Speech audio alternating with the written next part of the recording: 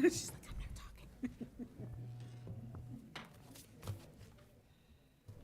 talking.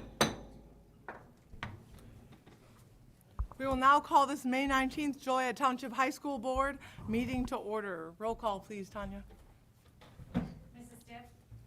Present. Mr. Kennedy? Mr. Fitzpatrick? Here. Mrs. Lynn? Here. Mrs. Guerrero-Namere? Here. Dr. Huntington? Here. Mr. Coffey? Here. Can we please stand and join us in reciting the Pledge of Allegiance and our ROTC?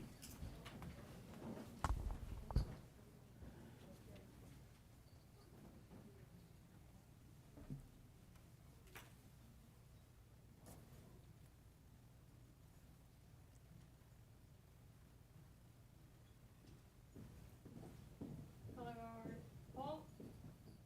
Right face. Both colors.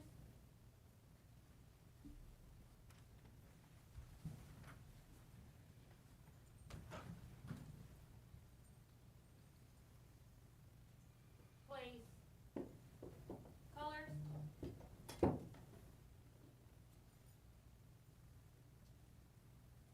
Present. Arms. I Pledge allegiance to the flag of the United States of America and to the republic for which it stands, one nation, under God, indivisible, with liberty and justice for all. Order. Arms.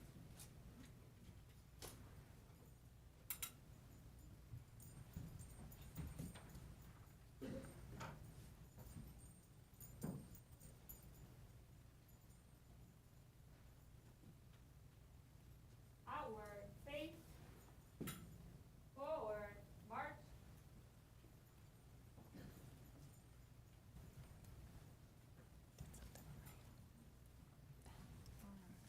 Please be seated.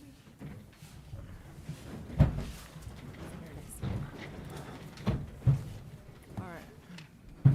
On behalf of the Joliet Township High School Board of Education, I would like to welcome all of our visitors in person and online. Your presence is greatly valued, and your engagement reflects the shared commitment to the success of our community as a whole. At this time, members of the public may make comments to the Board of Education on any item listed on the agenda. Tanya, do we have anyone? No, ma'am. All right, thank you. May I please have a motion to approve or amend the consent agenda A through D? I make a motion to amend the check register, remove the Hopewell bills, and vote on them separately. Is there a motion to approve the rest? So, Oh, just kidding. second. And now do we have a motion to approve the rest? So moved. Just kidding again. Roll call, please. Mrs. Guerrero-Namere? Yes. Dr. Huntington? Yes. Mr. Coffey? Yes. Mrs. Stipp? Yes. Mr. Fitzpatrick? Yes. Mrs. Lynn? Yes. All right, now that the excitement is over, is there a motion to approve the rest? Hopewell, right? Oh. Yeah, this time it would be Remove. Hopewell. Yeah. So moved. Second. Roll call. Mrs. Lynn? Yes. Mrs. Guerrero-Namere? Yes. Dr. Huntington? Abstain. Mr. Coffey? Yes. Mrs. Stipp?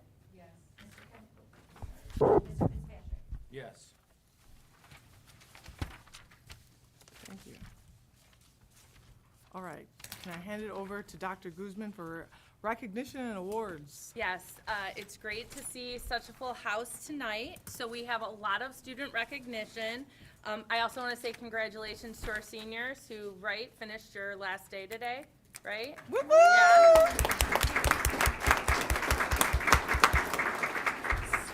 So we are going to begin with our principals, Principal Hallahan and Principal Parker, to do the recognition for the Joliet Community Emergency Response Team training and participants. Because we have such a large amount of recognition tonight, we're gonna ask that we hold our applause until all names are read in each category, and then we'll do a big, huge round of applause for all of our students. Thank you. Also, because of the large number of people we have here to be recognized, we do have certificates for each student being recognized, but we'll get those to you in the next few days at school so that we're not filing through them here tonight trying to match them with names, but we do have those for you. Just wanted to note that. So welcome, I'm Shad Hallahan, principal at Joliet Central High School. As Dr. Guzman said, we're going to begin with a recognition of our students who participated in the Joliet Community Emergency Response Team, or CERT, training.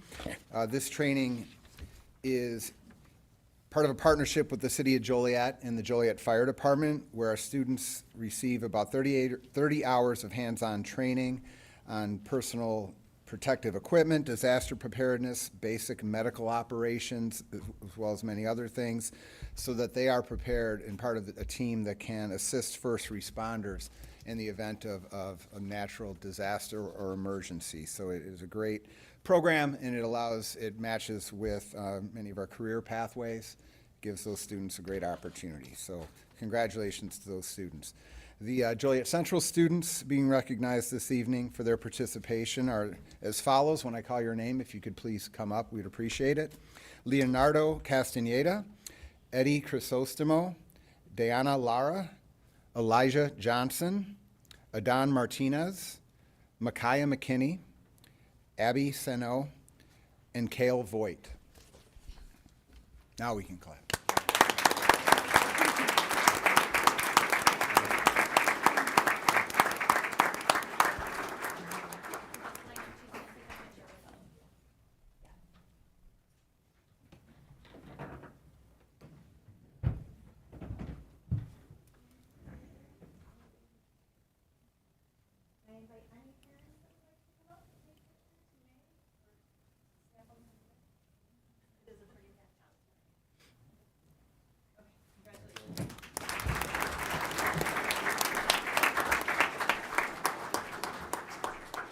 Likewise, Joliet West students who participate in the CERT program, when you hear your name, please come forward.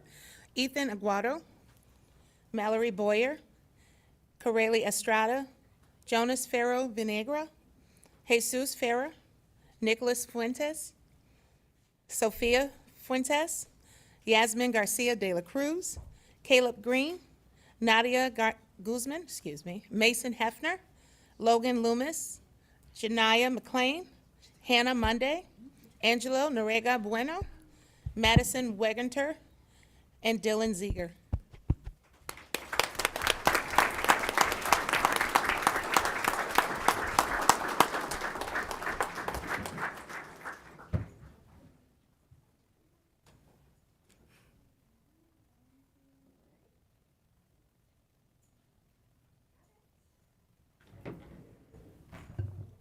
Any parents? There's one right there. Smile.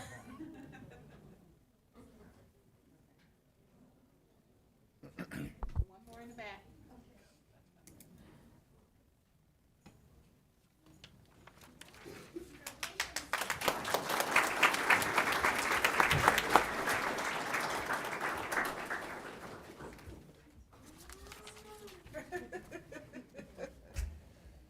For our next recognition, we would like to invite Ms. Tanya Arias to the podium to give a brief overview of the Will County Student Ambassador Program in conjunction with the Will County Clerk's Office. So.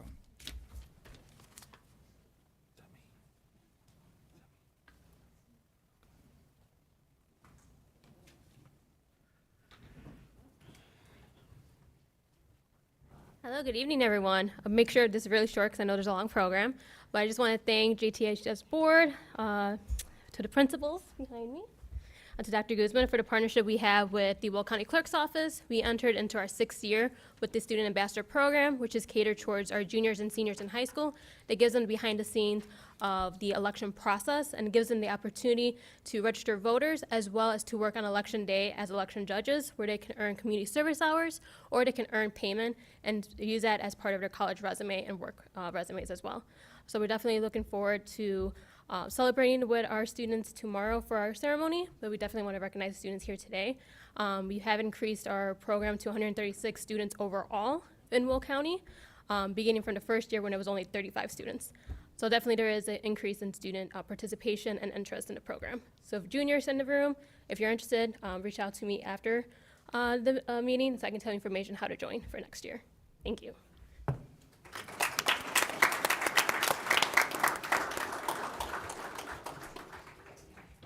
And again, students, when we call your name, if you could please come forward. Joliet Central students who participated in the program were J.C. Carmine, Angela Guzman, and Lilith Ventura.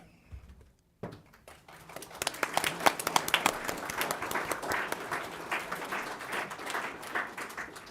right. Joliet West students are as follows. Please come forward when you hear your name. Lila Abbott, Summer Abdel Kalik, Uriel Aguirre, Vera Barabora, Evita Babalosis, Evans, Angela Beatrice, Alexander Bartva, Yin Koabu, Alicia Casillas, Julie Castillo, Nicholas Davis, Emily Diaz, Vincent Dumdum, Abigail Fagan, Valentina Flores, Hope Garcia, Yareli Hernandez, Miles Kinney, Andrew Marcoon, Leilani Mateos, Yoselyn Monroy, Ethan Moran, Camaro Moreno, Christopher Palacio, Peyton Palish, Nicholas Ramos, James Rostich, Natalie Schuster, Julia Schutzfruit, Omar Silva, Aaliyah Ugalde, Ranak Verma, and Sarah Viramonte.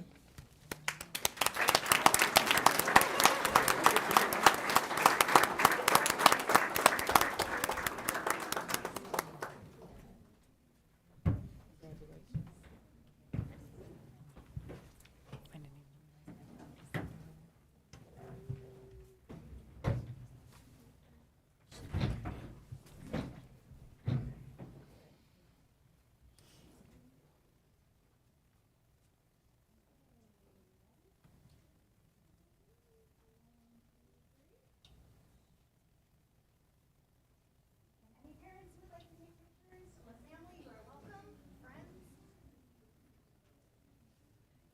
Congratulations.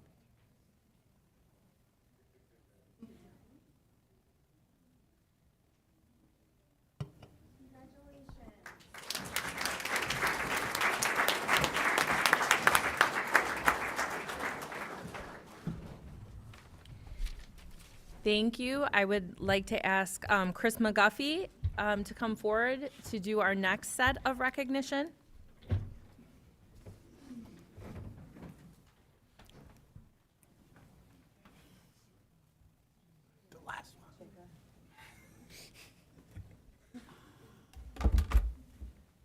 Good evening. I'm Chris McGuffey, the CTE Curriculum Director here at the District Office.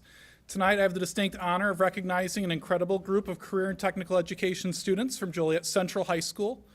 This year, 20 of our dedicated CTE students stepped up to test their leadership, precision, technical skills, and employability skills through an organization called Skills USA, our co-curricular chapter. Through hours of after-school meetings, rigorous practice, and community fundraising, these students have proven what it means to be truly career-ready. It's my privilege to read the names of these 20 students who represented us at state for Skills USA. And again, if you would hold your applause till the end. Noah Ariano, Finn Bernhard, Alexander Caldron, Liliana Chuparo, Carla Cisneros, Salvador Figueroa, Nathaniel Gabriel, Giovanni Gonzalez, Nathaniel Juarez, Ozil Lara, Aiden Lenert, Angel Ramos Martinez, Juan Rizales Alvarado, Angel Rodriguez Martinez, Romeo Rojas, Isabella Sandoval, Kevin Santiago, Xander Schneider, Leo Smith, and Jack Strabbing. While every single one of these students deserves immense praise for competing, I want to formally highlight a few extraordinary placements at the state championship, including Ozil Lara and Juan Rosales Alvarado, who placed second for team additive manufacturing, And Ozil Lara will be representing us at the national competition this summer.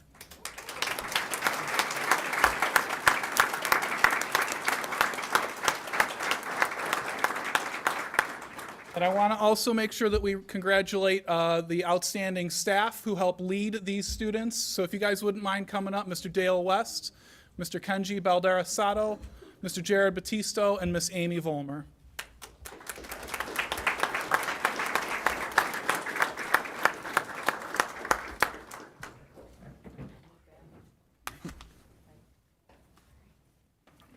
Maybe a curve.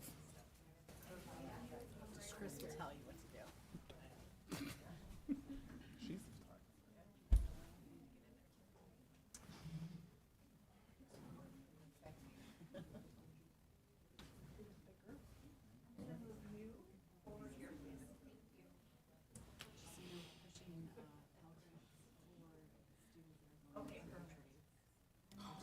Chris out a little bit, so we can open up a little bit over here, yeah? Okay, perfect. Everyone see me? Chris, can I have you come over here? And then I'm gonna have you guys come out a little bit. Yeah, that's better. Thank you. Okay. All right, very good.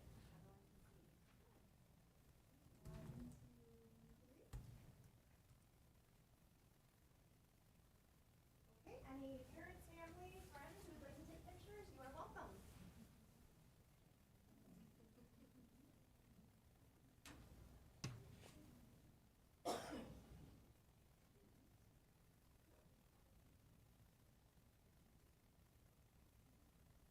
Congratulations.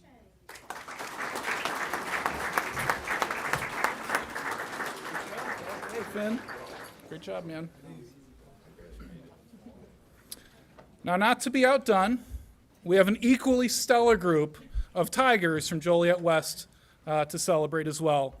This year, 10 of our West Campus CTE students stepped up to showcase their excellent technical talents, leadership, and teamwork at Skills USA. They pushed through their comfort zone and made their entire community incredibly proud. So I'd like to read those 10 names. Alaya Hale, Giselle Huzier, Karina Murillo Ibarra, Kendrick Jackson, Sid Kais, Grace Orth, Nicholas Ramos, Juan Rosales Villada, Nathan Torres, and Callaway Walsh. And of course, I need to highlight our champions, Karina Murillo Ibarra, who took third and for fashion design, Giselle Huzier, who earned third for interior room design, and Callaway Walsh, who took the state championship as first place again this year. And finally, Grace Orth, our state champion in medical assisting. She will also be competing nationally this summer. Congratulations.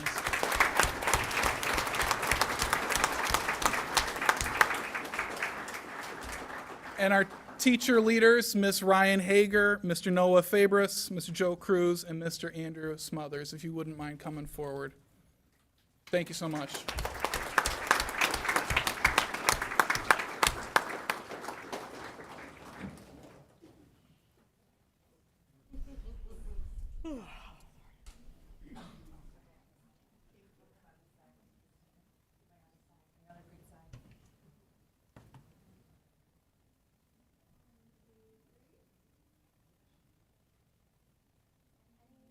Parents, family, friends who would like to take pictures are welcome.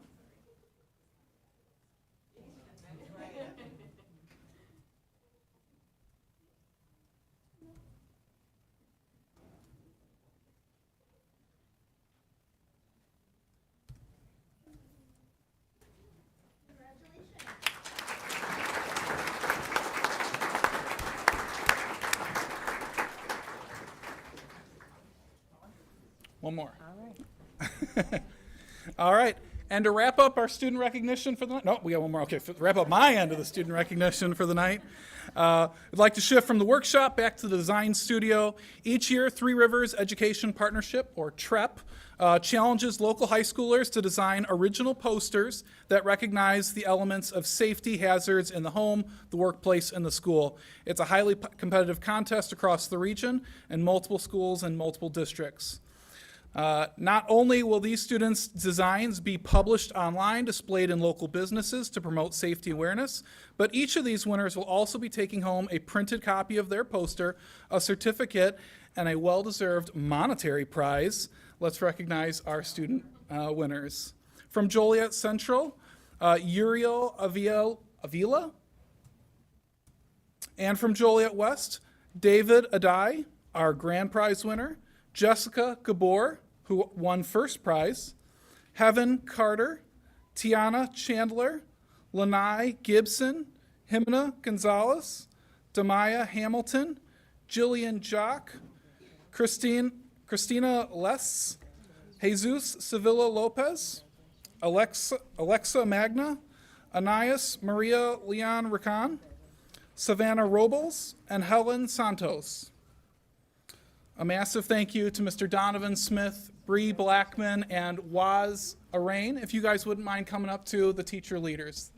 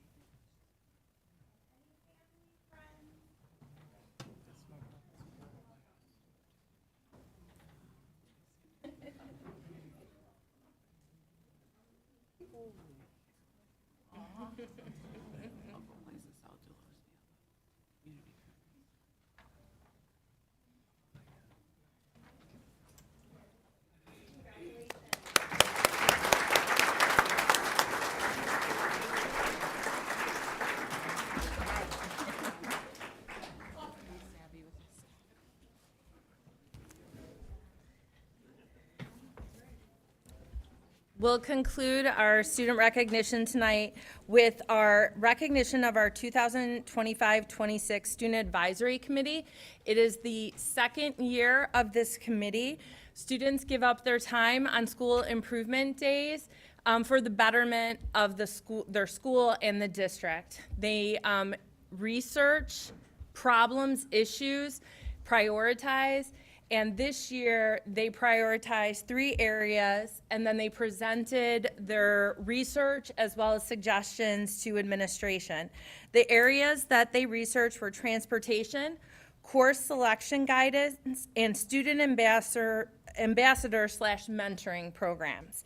So if you are here, please come forward when you hear your name called so that we can take a group picture.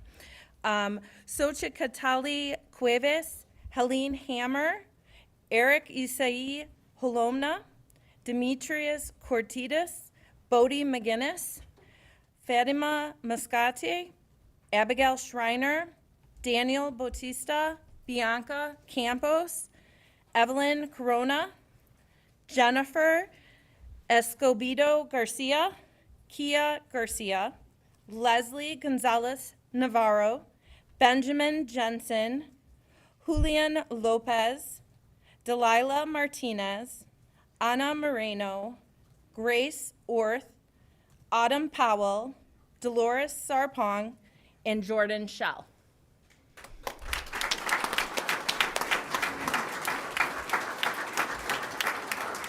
You look pretty.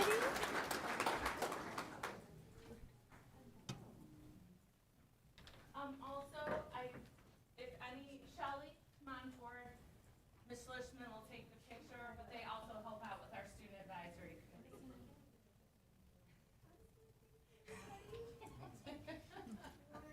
Well, Shelley. Wait for Shelley to come in.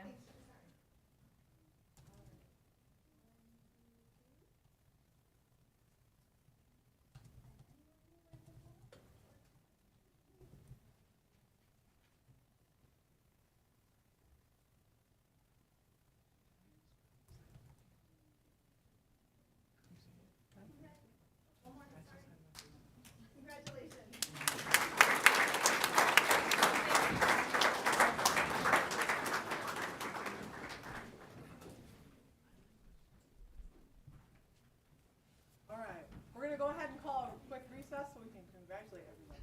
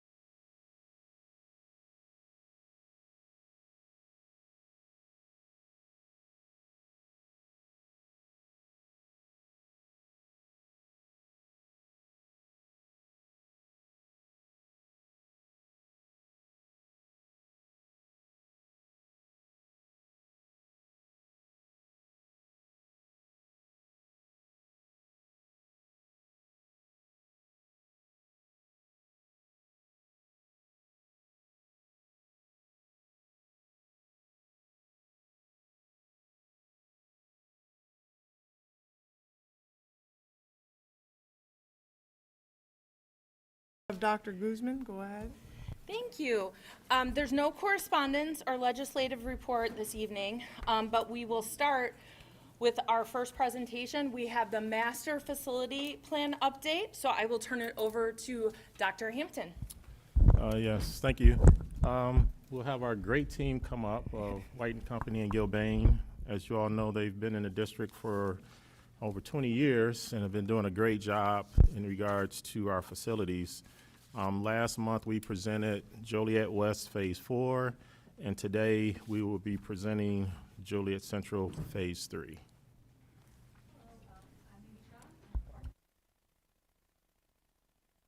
Oh, sorry.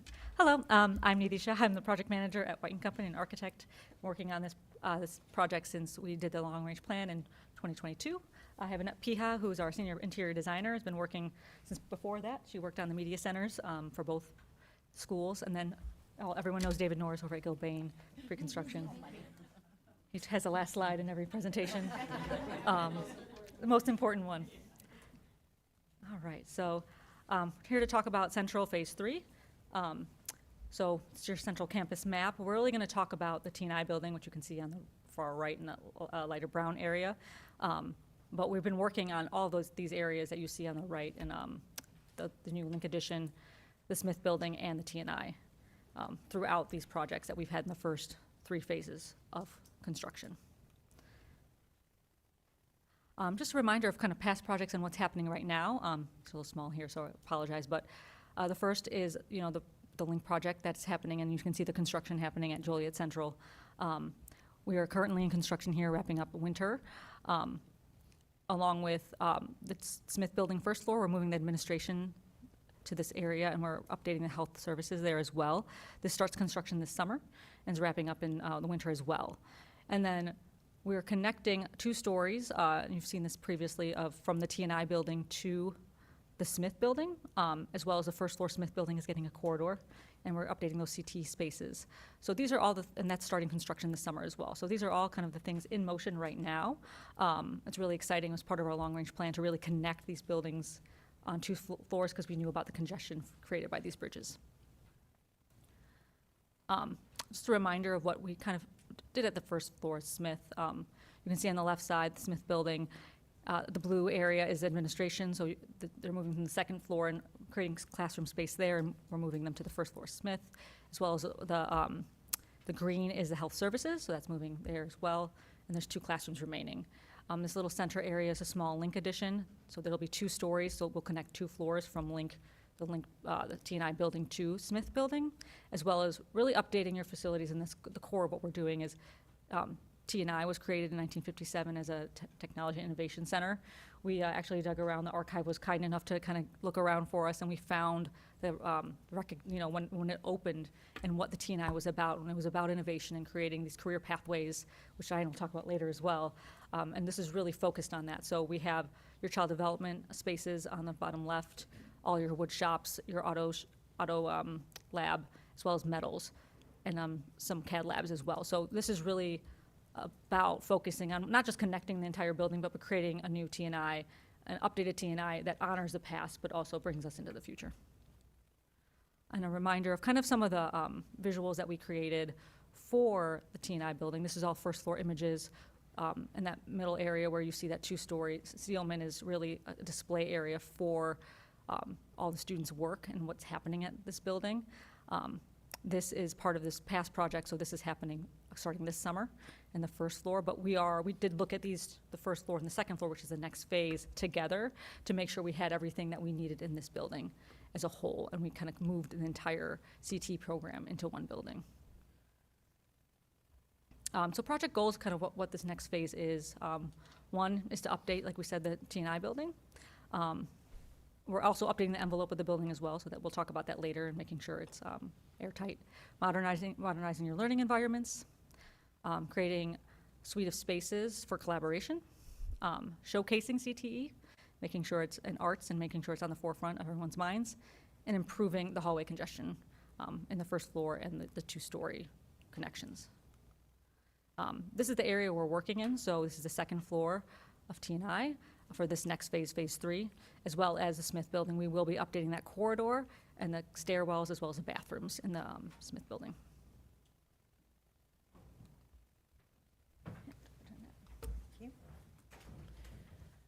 So our first step in this project was really to go and see the existing spaces, what is happening currently on both the first and second floors of TNI.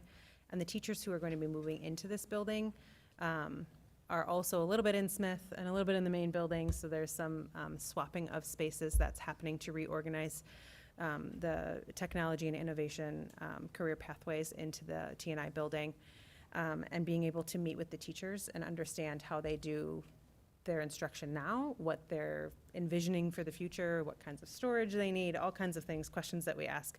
It's always a great start to see their spaces as they currently are.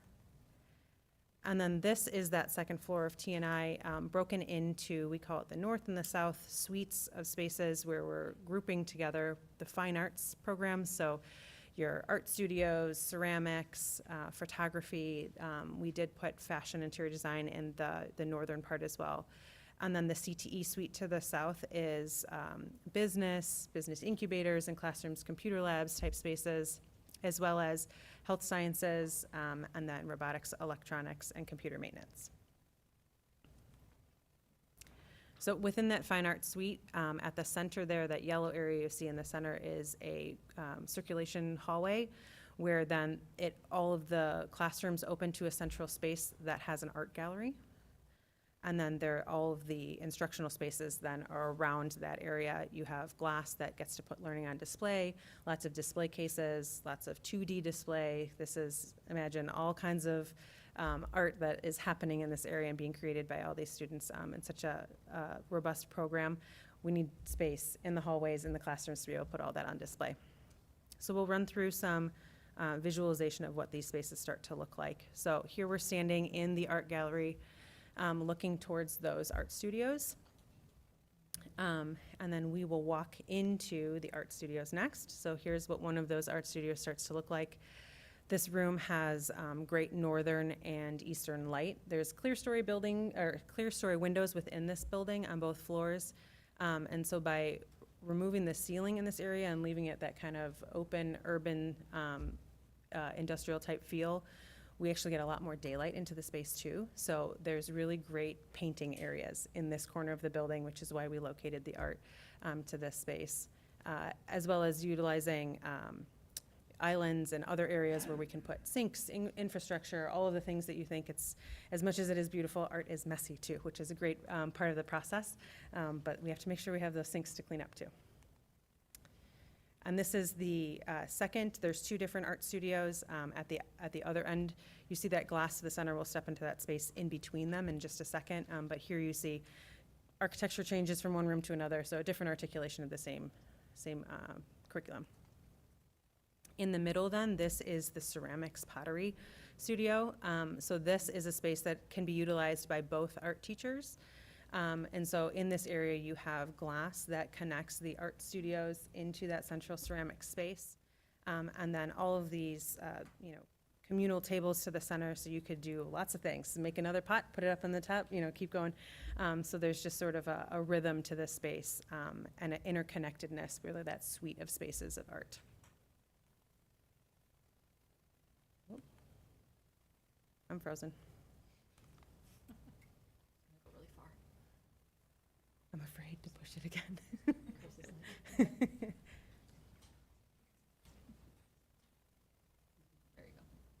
There we go. Okay.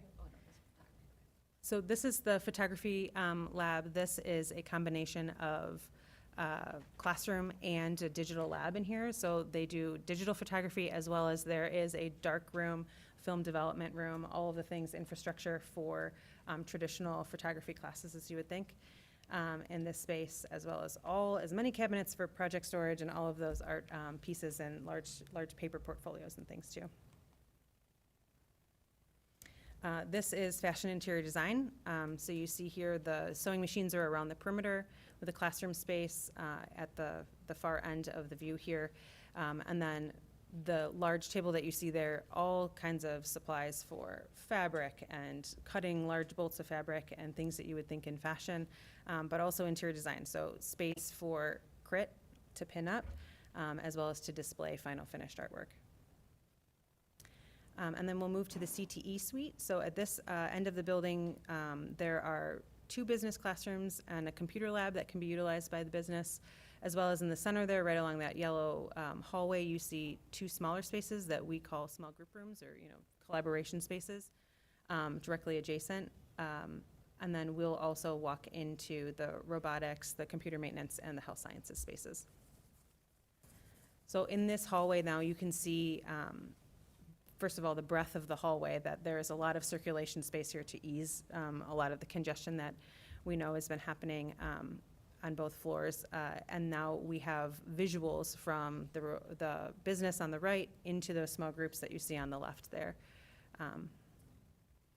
And if we stand between those small group rooms and look towards the business class, you see here more display. We know that robotics has very cool things going on as well. So there's lots of project work still happening at this end of the building.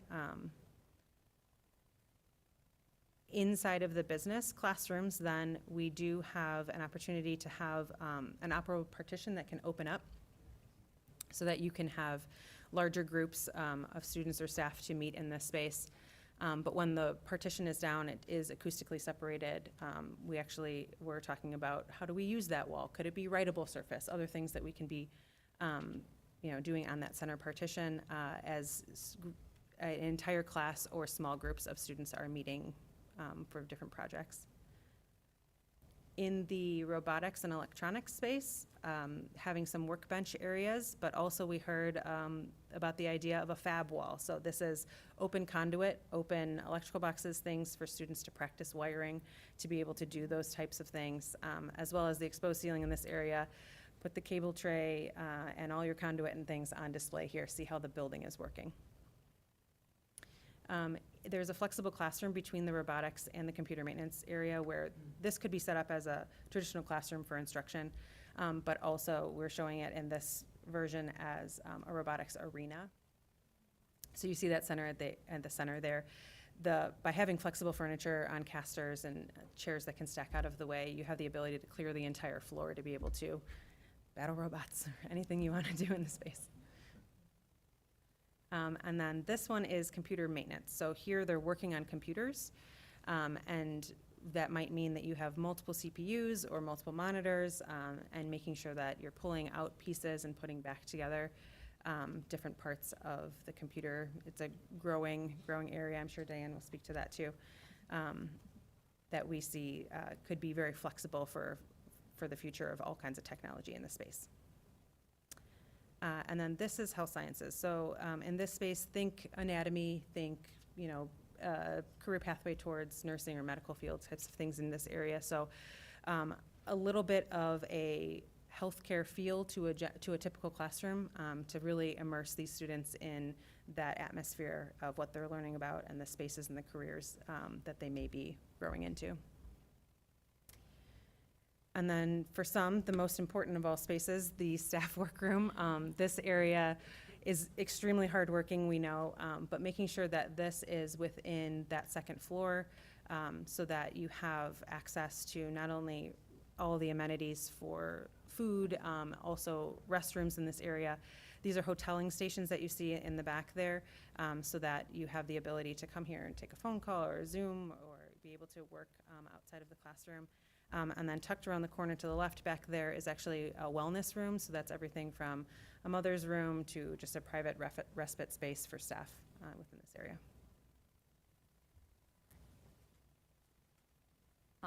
So we talked about the interior, I'm talking about the exterior. We know what T&I looks like now. This is a recent picture we took. We did a lot of work already at the T&I building. A few summers ago, we replaced the roof. And then before that, we did some structural repairs. So we want to make sure we're taking care of the exterior of this building. So everything we just updated in the interior is protected, and you have no leaks or anything like that. So part of this process is going to be to refresh. So thank you.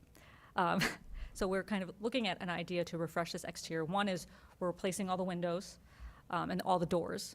A lot of the doors from the first floor are getting removed. There was a lot of them because of exit requirements, because you didn't have an interior corridor. Because we added that corridor, there's a opportunity to close some of those up. But we're also kind of making a refresh, right? We're kind of creating a new version of this building, so we want it to be updated. And so we're taking kind of some of the tonality and the colors from the Link edition, both new Link editions, and that warm gray tone that's pulled from the limestone that's on the main building, but it's not that yellow, dark color. So we're really refreshing and we're adding more light. We're removing some of these mullions from the clear story just to brighten up the space. And we want to make it, it's on a major street of Collins, we want to make it a new space. So here's the site plan. We are also updating the exterior site work here. During the Link edition, we did update the landscaping there, so we want to pull this all the way around the T&I building. So when you enter the visitor parking lot and the main entrance, this entire area is updated with landscaping and paving and things of that nature. So that's the process here. I want to say that, we want to thank all the teachers. We've met with them multiple times throughout. Chris McGuffey has been critical, as well as Jeff and Steve Block, meeting weekly, if not, very often, to make sure we get everything right on this building. And then we're in the middle of design development, so that's early in the design. These drawings go out to bid in October of this year, so we're still very much in the design. We have a lot of it figured out, and a lot of it before you guys went for summer, but there's a lot of development to still occur. So I want to just thank you guys for all of your effort and kind of working with us to get all the answers we need. I'll give it to David. Thank you. I've got my other spreadsheet for you. So in this budget, very similar to West, we broke the budget down into a base bid component, which includes all the work at the T&I second floor, the exterior work, but it also includes a few components of the Smith building, the bathrooms and corridors that Needy had mentioned. Then we have two alternate bids. One is the classroom renovation at the Smith building, and that we kind of call light and bright. It's not a full, like we're doing here, a full gut. It's really replacing the worn finishes and components of the building, new lighting, ceilings. And then the other alternate, similar to West, is an alternate bid for the stage flooring in the main auditorium of the historic school to replace that. And as before, we have the first line subtotal of construction, which are bricks and mortar of the work. So for the base bid, we're looking at $10,998,461. For the Smith building alternate bid, we're looking at $1,645,105. And then for the stage flooring, that scope needs to be developed a little bit more, but it's probably more conservative of $225,000. Below that line, in construction, we're early in design, as Needy had mentioned, so we're carrying escalation, design contingency, and then to carry us through construction for the unforeseen construction contingency. And then, as before, the owner's cost of CM, insurance, staffing, miscellaneous owner costs, all the testing that's required for third parties, permits, and then professional services. So then we carry the total project cost for the base bid of $18,167,749. And then for alternate bid at the Smith building, it's $2,856,839. And then for the stage flooring, $341,761. If you were doing it all, it'd be about $21,366,349. And as Needy mentioned, we're looking at going out to bid in October this year, going to the December board meeting, and then we would start construction in June. This may say August, but it's a June start for construction with a December turnover. And I would just like to remind the board, when we first had this discussion, I spoke of getting through phase four. At West, we are at phase 4, which is the student center and the auditorium floor. Here at Central, phase 4, renovation of the PPS space and the locker room over at Joliet Central. We are on target financially, which is a great thing. I believe in January of 2028, we'll sell bonds, about $25 million, and that will complete the support of revenue for these 4 phases. So I appreciate the team, the staff for being patient, the community, students. We have a lot of construction that's occurring throughout the district, but they're great projects for our staff, students, and community. So just want to thank the team. Thank you. Thank you.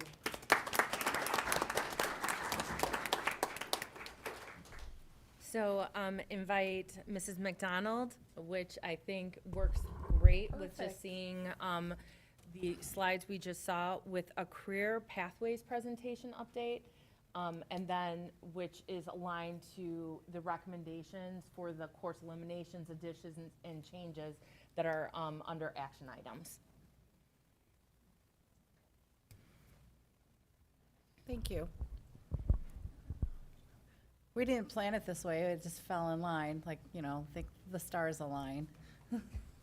Or maybe we planned it this way. Maybe we planned it. Thank you. Oh, this one doesn't work. Thank you. Good evening, everyone. Am I good?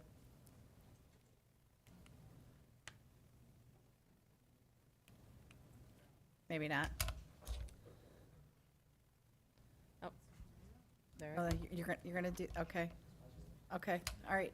I want to talk about the connection, so I really appreciate and the forecasting of what our buildings and programs are going to look like. So we're going to talk about what could potentially happen within those new spaces. So the drivers for the work that I'll be sharing is Strategy 4.1, which you'll hear about, but this encompasses, it's all the work that we've been doing.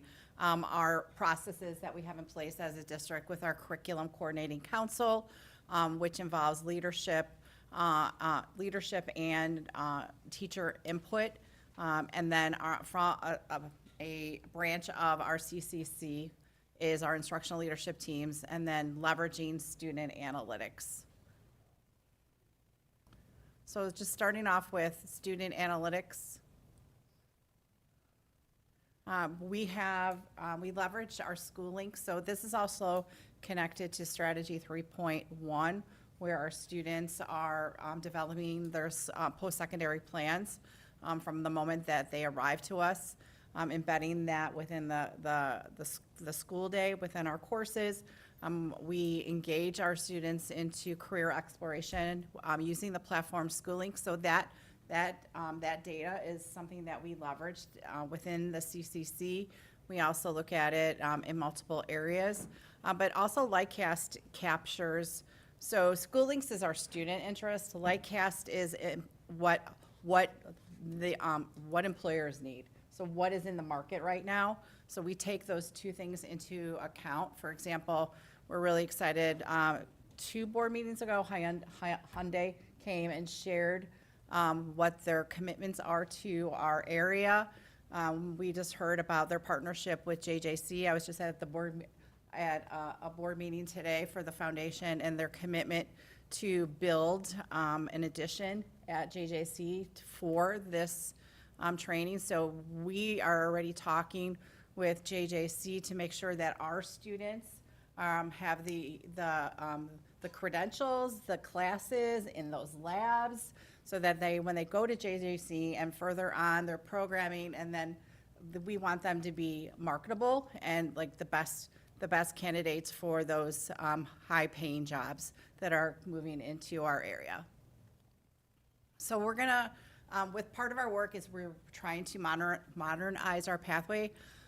Right now, our course offering guide is a PDF. It's on the website, and we want it to be more. We want it to be interactive for our students, for our families. So we're shifting from that PDF, where it's living right now, and into SchoolLinks, where students will be able to map out their 4-year plan, and more specifically towards an area of their interest. So whether it's in health sciences, or if I want to move into a trade and go into welding. So what I'm going to walk through are the pathways that have moved through our CCC council, and the structure is what we currently offer, and then what is the work that we are going to be lifting upon your board approval starting this summer and into next school year. So we have 5, we have 15 more to go. So you'll be seeing this into next year of the work that we're doing. So finance and business, these are our current offerings. And then on the next slide, it shows you what we're recommending. So as we discussed the changes to our pathways, we always said what AP classes, like, because we're thinking about post-secondary credit for our student. Do we have AP offerings? Do we have dual credit offerings? What credentials are we offering? So we take that into account. So you can see that we are we're offering AP classes within this new business and finance pathway, as well as different classes. And these are associated with the memos that you have in your board packet. So our business and finance pathway went from very small to very robust.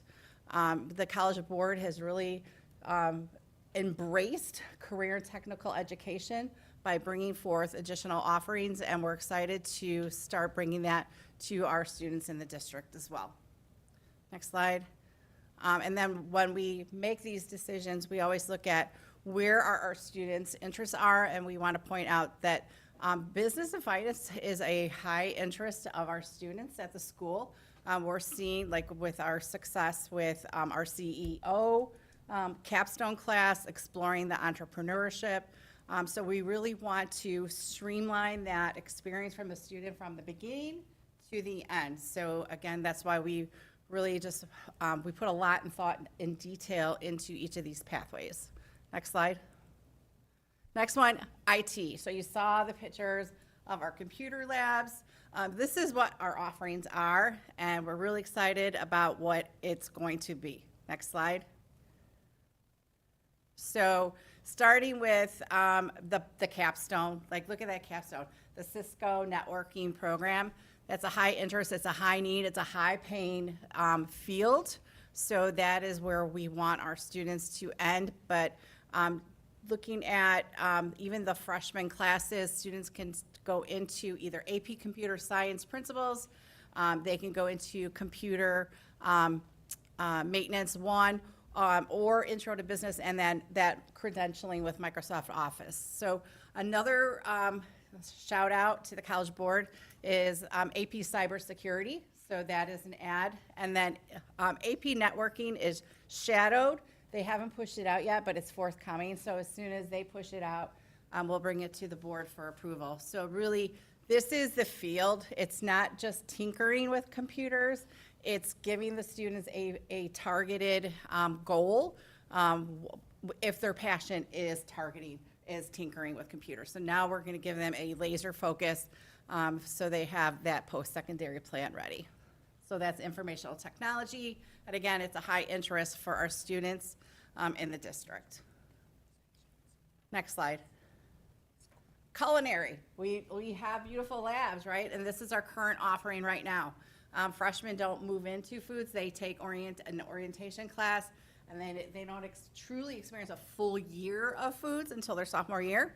We're changing that. So our proposal is to engage our freshman students right into that introductory foods class. So then we would have a 4-year offering for our culinary program. Again, shout out to Chris and his teachers for coming up with the ideas, but really it took everybody giving feedback at CCC as well as just the leadership team to come up with these ideas for our culinary program.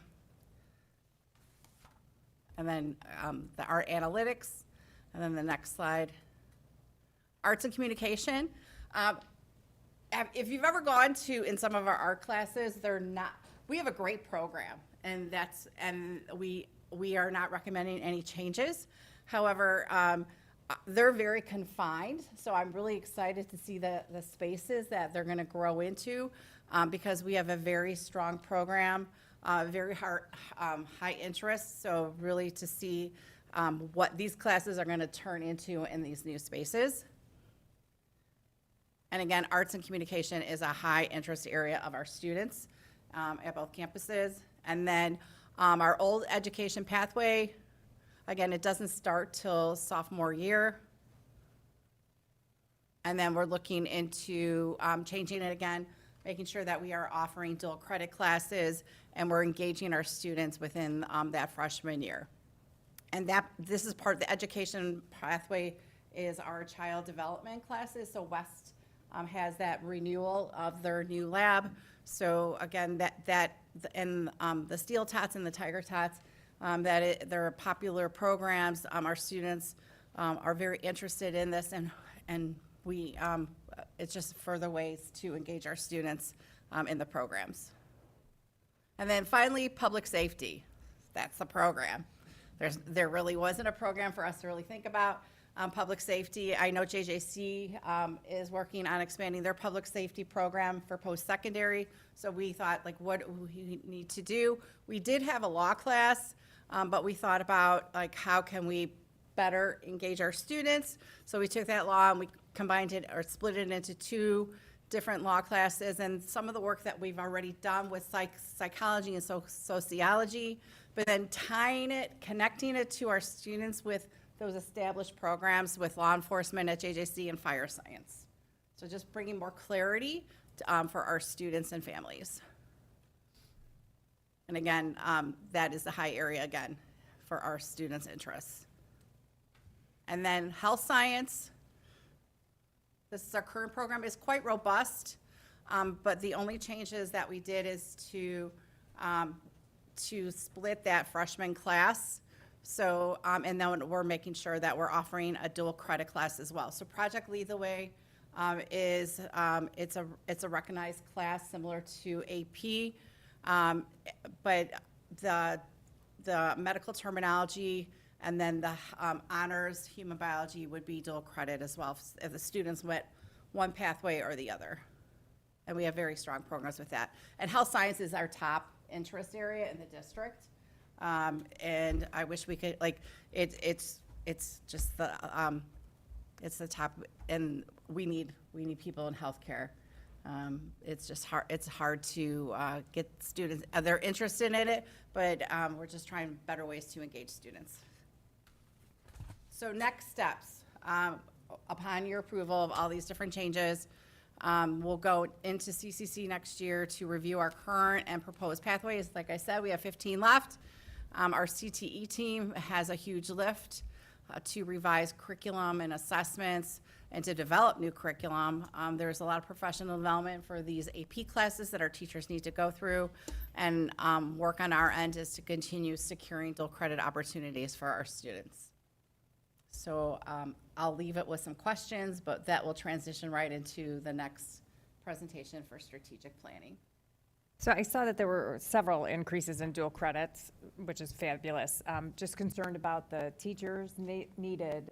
Do we currently have teachers in place that can teach the dual credit courses? It depends on which ones you're referencing. I would say yes.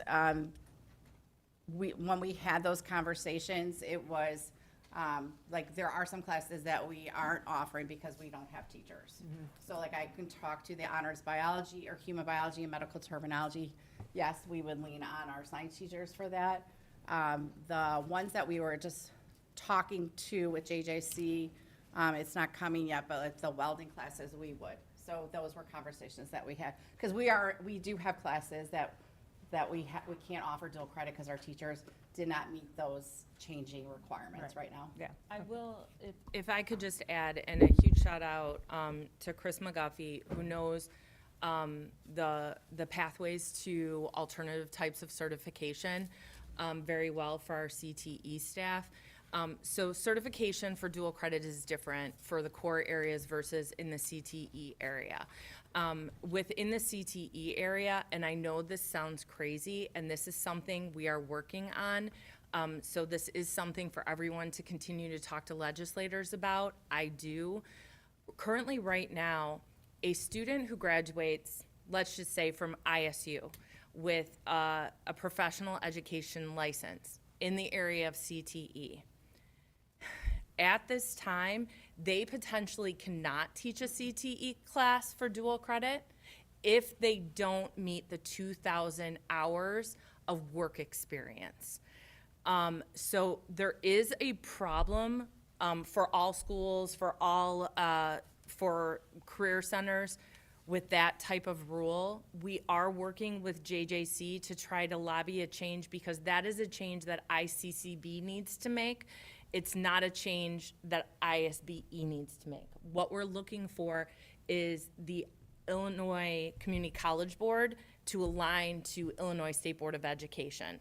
With that being said, to your question, we currently have teachers that have their PEL in CT, but we also have teachers that have work experience. 2,000 hours equates to about a year of full-time work. And so in some areas, it's easier to do that than others. We're also talking about, can teachers do this over 3 summers? Can there be a pathway? So those are ongoing conversations that we're having with JJC to ensure we stay with the ability to have these dual credit classes. So that's one of the first questions we will ask ourselves when we look to say, well, can we do this? How do we do that? And how do we expand in the future? So we currently do, but there are some things that the state needs to continue to work on to ensure that we have the ability to do dual credit in the future. And that's not just a JTHS problem, that's a statewide problem we have to work through. So you talk about having to send staff potentially out during summer to do some of these things. So is there something in the CBA that allows for compensation for that? There is. If we were requiring it, we would associate pay with it hourly if there's a cost. But then there's also a separate a schedule that is specific for CTE that deals with certifications. And I'll let Dr. Hampton talk about that a little bit more because he did the work on it. Yeah, I think a couple of years ago, actually, in conjunction with the union, we created an alternative salary schedule, specifically for CTE or non-traditional teachers. So it allows for experience, work experience. It allows for different certifications so that they can move up and down the salary schedule. And it has definitely helped us, and I think Chris can attest to this, to actually attract and actually retain some teachers. One teacher resigned a couple of years ago. Now that we have the schedule, he wants to come back, right? Because it was about pay. Right. So I think that has helped us tremendously. Yeah, I guess I was just thinking in terms of not, I mean, I want the current teachers to be Yes. compensated. I'm just thinking about like additional, like, hey, we need you to go back and take XYZ classes. Or we absolutely. need you to go work in this factory for whatever. So like, there needs to be additional, not just from the pay schedule. Yeah, I That's what think I'm there's asking. additional support for whether it's continuing education, alternative certifications. We've Like had tuition supports with reimbursement if it's tuition necessary? Yeah, reimbursement, okay. especially for those high needs, areas. Okay, We're definitely coming up with those incentives.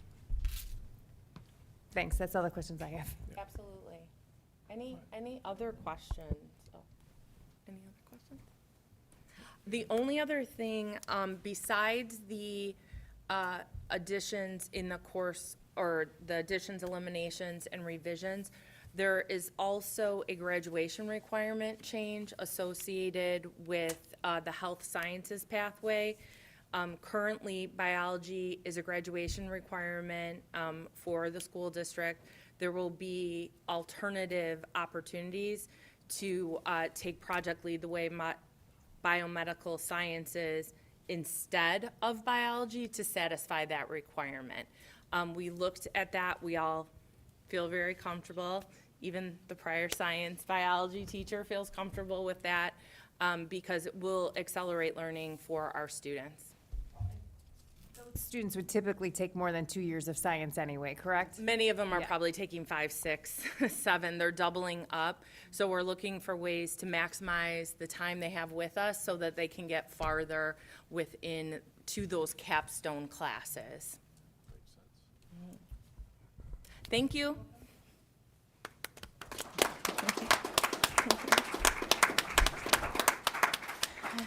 And our last presentation, and why we have so many in attendance this evening, it's our annual strategic planning update presentation.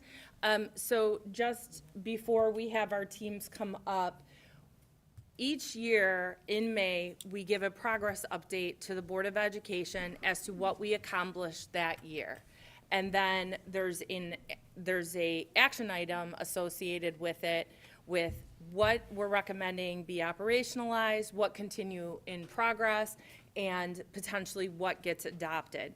So last May, the board took action, and then after that, I worked with the principals and assistant superintendents to ensure every action plan that was approved to be in progress had administrators associated and attached to it. And then we meet regularly throughout the school year. And what you're hearing tonight is the progress overview. You also have the documents within the action item that has more thorough bullet points of everything. So you'll see the highlights this evening. So we will go ahead and get started. I can start us off. So is the clicker working? No. Mahmood is the clicker. So thank you, Mahmood. So just a little background with this strategic plan, because I'll also give a timeline for the future. So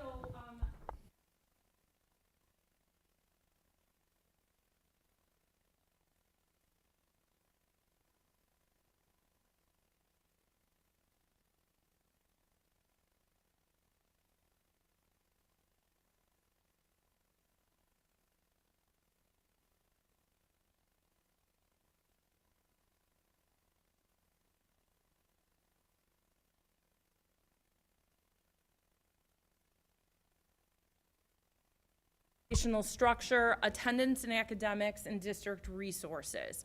So then in the fall of 2022, we had our action planning teams that came together and created action plans associated with each of those areas. And then that came to the Board of Education in December of 2022 for adoption. And then we kicked it off the next spring with the work in the spring of 2023. So currently, these are the action plans that are in progress for the 25-26 school year that the board approved either to adopt last May or to continue on with progress. So we're going to go through these just in order.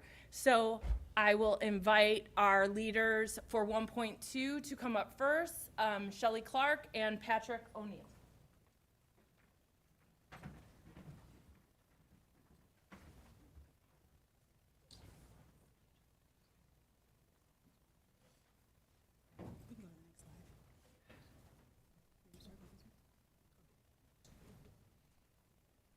So I want to introduce our action plan that we're going to be going into a little bit more today.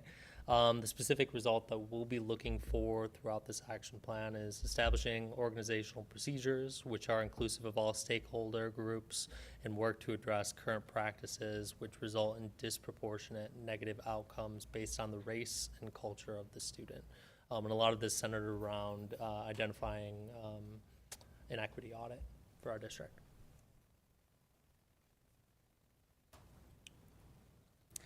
Okay, so we gave surveys to schools that have done equity audits to see what the recommended companies will be. Curriculum Management Services, CMSI, was the most recommended company. We reached out to them and spoke with their team about their proposal. Their proposal was about $74,200. And their audit would cover policies, practices, curriculum, climate, culture, and assessment systems. We currently have data systems that can address these areas, so we found it fiscally irresponsible to spend money on data that we already currently have access to. There have been additional positions and revisions for current job descriptions to place focus on equity and inclusion. We also have student discussion forums on school culture, climate, that we continue to run through the superintendent's student advisory group and student climate and culture groups at each campus.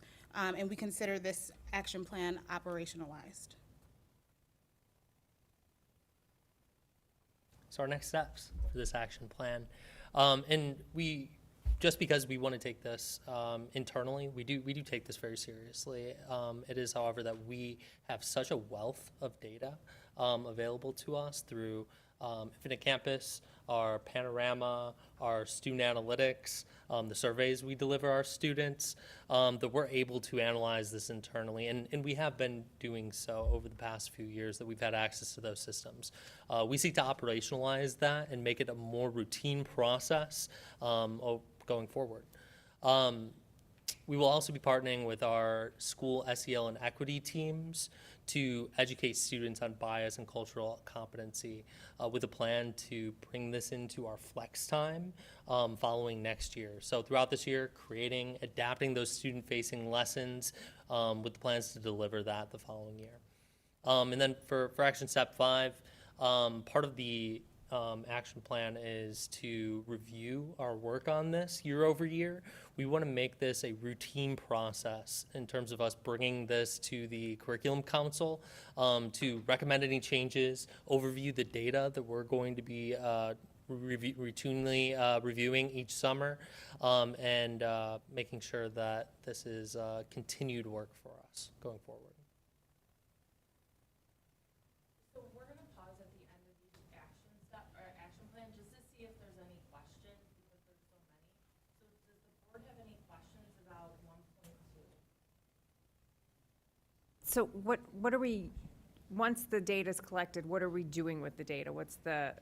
Is it gonna be a whole year of just collecting data, or are we going to be doing a postmortem of last year's data to kind of get information?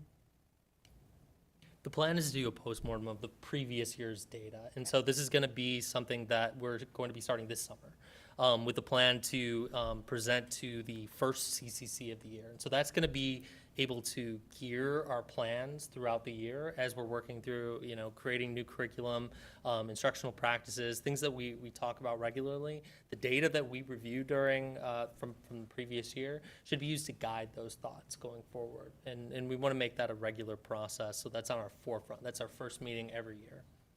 And that meeting takes place in September, the first Thursday. And then it would be an annual presentation every September. So from that September meeting, here's the data, here are the trends we're seeing, we're gonna create an action plan. Okay. Thank you. Any other questions? Thank you, Shelley and Pat. Thanks.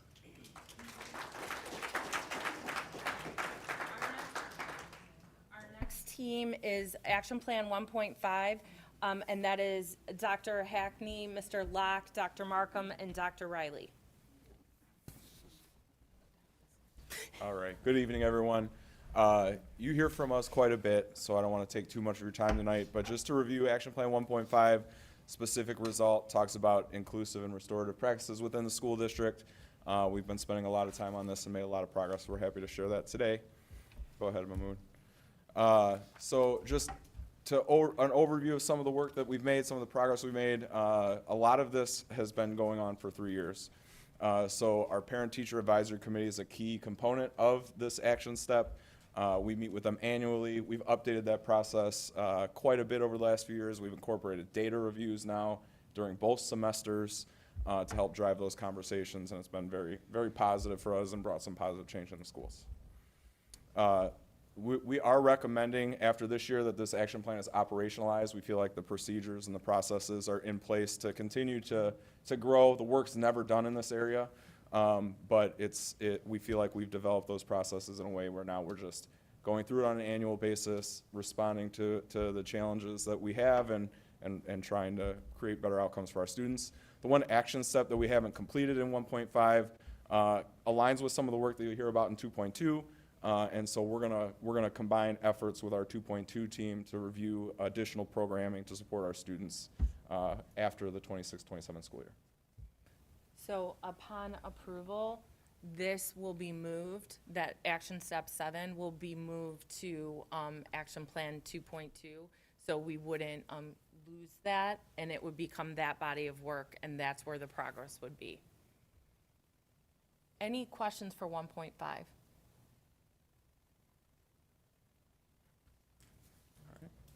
All right, thank you.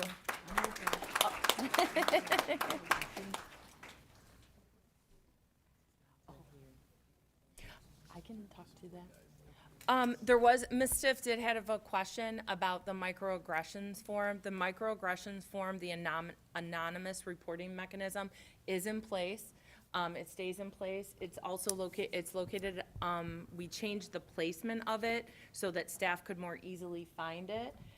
And then when that comes in, it goes to the principals, the superintendent, the assistant superintendent, and so we all get it, and then we determine how to investigate and how to respond to that complaint. We do not get a lot of submissions, but we do remind staff of it at the start of every school year, and that is something we plan to keep in place. Action Plan 2.2 is large, and it has two different portions of it. It has a special services as well as a multilingual services side.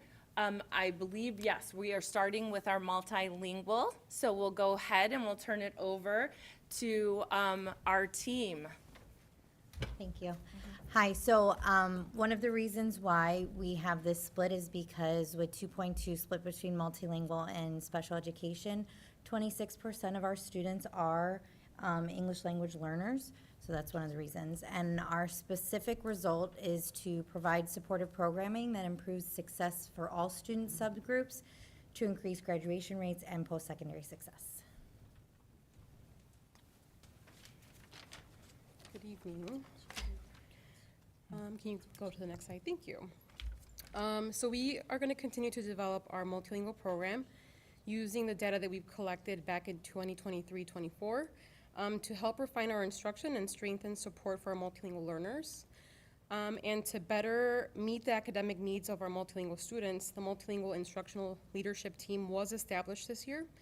And there a lot of the things that they did were meet monthly to review data, analyze learning pathways, and to ensure data-driven decisions that are aligned to our students' needs.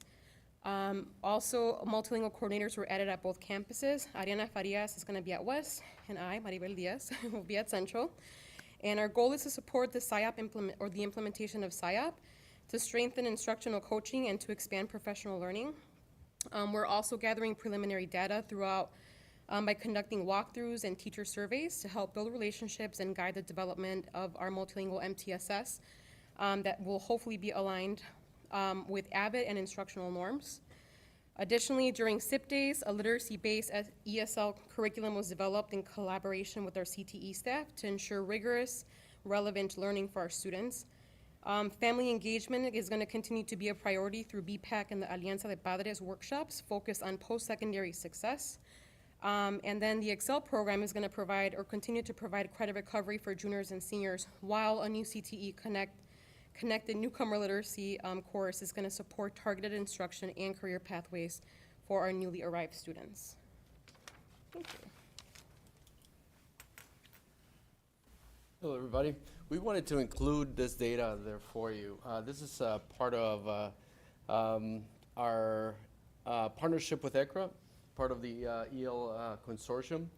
And this data, I want you to just hone in on the green and blue, because it really does highlight growth for our students.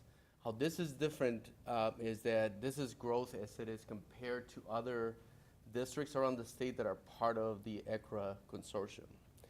And so when you look at our, when you're looking at that data, it is a testament to the work that this strategic plan has supported. It also highlights how the need for structures and supports that we have put in place was necessary. And some of the new additions that Maribel is highlighting will be vital and pivotal in making sure that some of those yellow and red ones are addressed as well. You hit the one? Thank you.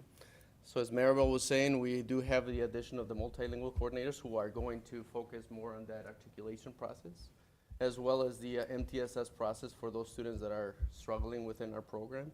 But we feel pretty confident that we are going to make some strides in the next couple of years. We are recommending to keep this plan in progress.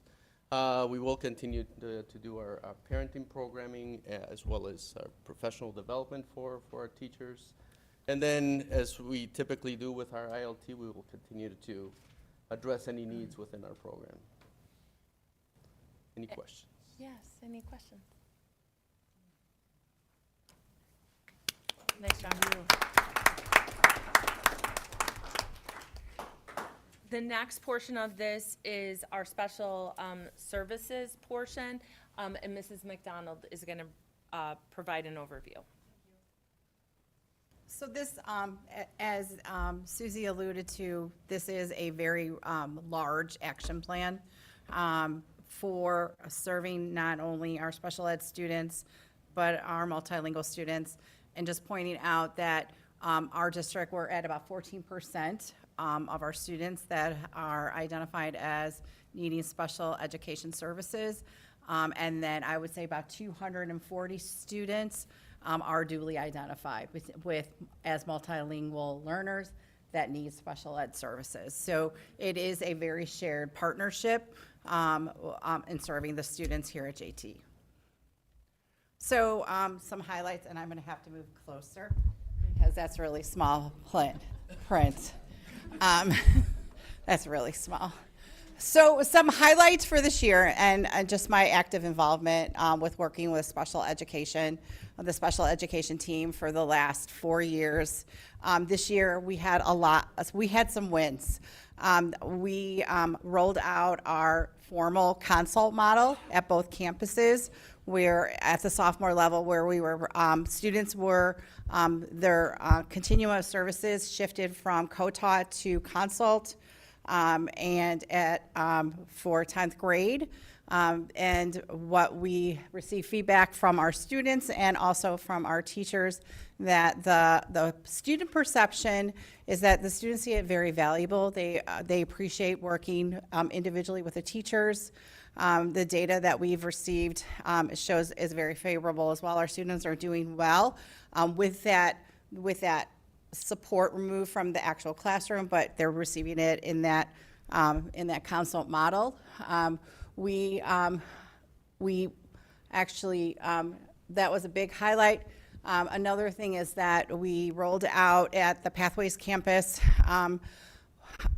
using an online credit recovery program through Subject. So looking at the success with our multilingual learners, we provided it with our special ed students at Pathways, and what we found is that it's very difficult to, when students don't come to school every day, and for teachers to engage them in the day-to-day lessons. So if I'm a sophomore and I have to still take my freshman English class, we found that it's easier to engage students on an online program where they can experience success. So if I'm here on Monday, I engage in the learning with a teacher in the classroom on English 1, but if I'm absent the next 2 days, it's hard for a student to jump back in. But with this program, with the teacher in the classroom, they pick up right where they left off. And that's hard to do in a traditional class. So we've tried that. We've seen success. We've had our students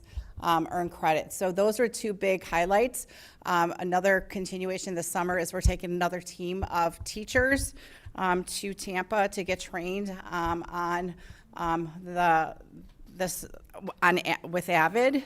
So that way we will be pushing out the consult model into next year. So some really big wins for our special education teachers and teacher leaders. So that's something that we'll be looking forward to this summer. And then working with our curriculum director for math and curriculum director for English, bringing clarity to our core content areas in English and math. And then planning a lot of professional development for next year. So that things that I've brought to the board with really with our return on investment, data analysis, bringing that lens onto the co-teaching model, So we'll be providing professional development to all administrators this summer on co-teaching and STI. And then we'll be providing professional development to our special education educators and our co-teaching pairs into next year to refine those practices. And then really hoping to bring some needed stability to the special ed team moving into next school year. So again, for next steps, we're going into our audit, our cyclical audit for next year. We will move into that programmatic reviews. Part of it is what 1.5 shared. The special education team will own that component and work on it for hope to bring to board and for implementation for 27-28 school year. Thank you. Would also, we're recommending that this stays in progress for 26, 27. Are there any questions about this action plan? When's the cyclical audit scheduled? Are you guys on cycle for next year? Yes. Yes. We already met with the IEP managers to walk through the whole rubric. Our incoming executive director met with them and myself, so we are familiar what to expect. She went through that just recently, so she has some resources for us to navigate. And what we learn is, whatever you learned is then what you adjust or you address. Any other questions? Thank you.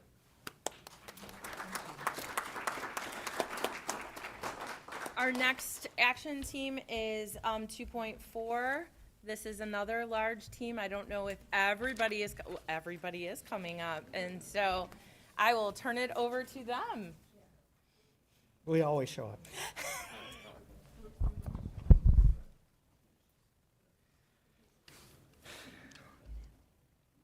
Action Plan 2.4 focuses on building aligned social, emotional, behavioral, and academic systems to ensure a successful transition for our 8th grade students as they come and join us here at Joliet Central and Joliet West. Kind of over the years that we've been working through this plan, we've evolved from kind of isolated events to a more cohesive and year-long, we like to call it onboarding program for our freshman students as they transition from their feeders into our schools. Next slide. I'm just going to keep going. Onboarding begins kind of through our feeder school visits really early in the year in their 8th grade careers. So like it starts almost right away getting them into our programs, having conversations with our future students about their programs and programs of study, about classes and electives that we offer, really starting to get that excitement and engagement into being a high school student here at JT. You'll have to excuse me, Diane, show the way. I see kids using their phones for their notes, and I realize I am not a kid. Onboarding begins early through feeder school visits, January experiences. We want to build awareness, excitement, and early academic planning. That's a big part for our students and families. We do have signature events. Our Steelman Tiger Showcase and Academic Open House provide both engagement and personalized pathway guidance, ensuring students and families make informed decisions from the start. Thank you. I'm going to move next slide. In the spring, summer, and start of the year, these supports ensure continuity through registration, which is a big part of what we're doing actually right now, getting our students properly registered into school, family engagement and orientation, reducing barriers, and strengthening those connections to school from day one. This creates kind kind of one of the terms we like to use is a continuous pipeline of supports from their 8th grade programs and from their feeders into our schools. All the way from those early 8th grade experiences into their freshman year and beyond. Reinforcing belonging, readiness, and certainly access to opportunities. Knowledge of those opportunities is really the beginning of access to those opportunities, and that's something that we really do focus on in this onboarding program. Next slide. Kind of our next steps, we continue to align our structures, including all of our departments. A lot of departments you'll see here, we're talking about here, including counseling, behavioral supports, multilingual services, athletics, and activities. All of these departments are really part of the onboarding process and part of that transition, successful transition along all of those facets, social, emotional, behavioral, and academic, as they move from being a 13-year-old 8th grader to kind of being our 18-year-old graduates. In addition to that, part of this action plan is also about communication and collaboration with our feeder schools. And that is a big part of putting all of these things together. And that's all of our feeder schools, certainly our larger ones, District 86 and Troy, and District 86 with all the individual buildings. It really has taken a lot of work with a lot of the district people to really not only ensure that we have that level of collaboration, we are kind of welcome into their buildings, and they're really part of that transition process. And that's kind of a big part of that, including transfer of data and transfer of those materials, transfer of testing materials, and things for proper placement. IEPs and EL information. All of that and all of those groups are part of this transition and part of making sure that every student is ready and excited about coming to JT. That being said, with all of this, I don't know anything to add. Of course not. Anything to add? They're very good notes, small font. When we were talking as a team and we were preparing and sort of closing out the progress that occurred with this over the last couple of years, we talked about that we are recommending this is operationalized. And going back to, I think it was the 1.5 group, you're never done with this type of work. You're always looking to enhance it, improve it, and tweak it to make those improvements. But what we wanted to start off, and the work that has been done, it's that like tier one, what do we do for all students? Like, and then as we move forward, okay, what do we need to do for this group of students or this group of students or for individual students? But where we think this action plan got us is, okay, counselors go out twice a year. This is when we're gonna do the showcase because of the timeline. This is when we're gonna look at test scores. This is when we're gonna have this meeting. So it's that calendar of events of what adults are doing to support the students and families for when they're coming in. And what we've seen is, you know, those showcase nights are very well attended. You know, it's hard to get through the hallways. Instilling pride in making sure that we're having our students from their clubs and activities and sports teams, recruiting students to, you know, not only in the curricular side, but the extracurricular side. And so there's a lot of moving pieces in here, but we'll look to continue to improve it. But this is basically a highlight of what that year and a half to 2 years of calendar looks like for that onboarding of what adults are doing and what students and families are doing or invited to. And it's really, I just want to say thank you for the hard work done in this area. Any questions? No, I do want to comment.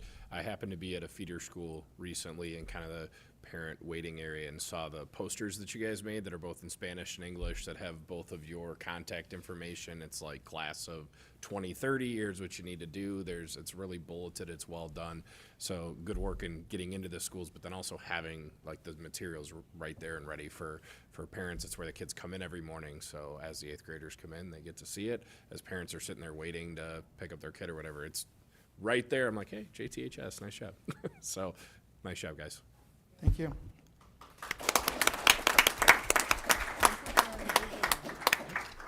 Three 3.1, which has a lot of work associated with what the team just talked about, but I would say it's once they get here, what are we doing with them? And it is a very large action plan, so not to steal their thunder, but we are not recommending it's operationalized.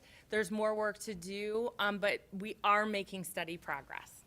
All right, so Action Plan 3.1 is ambitious. Just like 2.2 is large, 3.1 is ambitious. So it's what we do. It's what high schools are for, is to prepare students for their life after high school, college, and career preparedness. So since we had the pleasure of updating you all in December, I'm just going to highlight the highlights, the very top ones. We have finished our college and career website, so if you go to the district website, you'll now see that.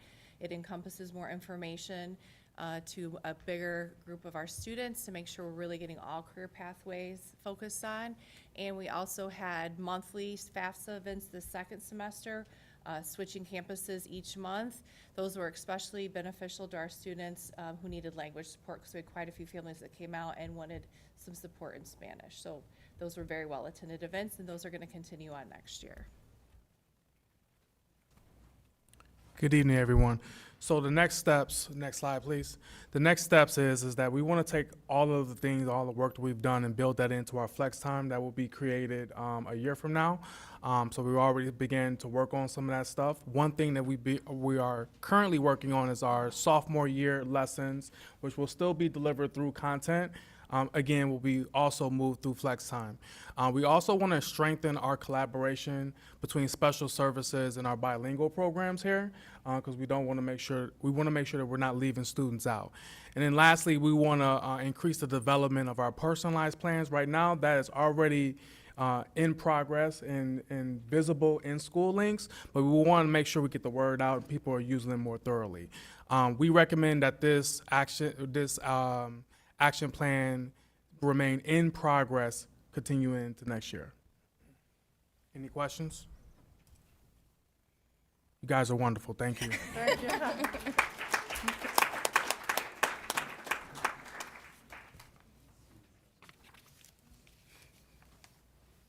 Good evening again. Mr. Hallahan and I are the owners of Action Plan 3.2, which is a part of Strategy 3, which focuses on supporting the whole student. But we specifically focus on the result of gaining or increasing our attendance rate to 90%. This year, you can just click to the next slide. This year, as we shared during the summer, we implemented two major things that I want to highlight, which was the student support table in the morning. And each campus, students who are late to school are greeted by members of our administration. We do want to thank both our building and district administrators for serving time during those hours, first and second period, every single day. Yes, thank you. We appreciate your time and dedication to it.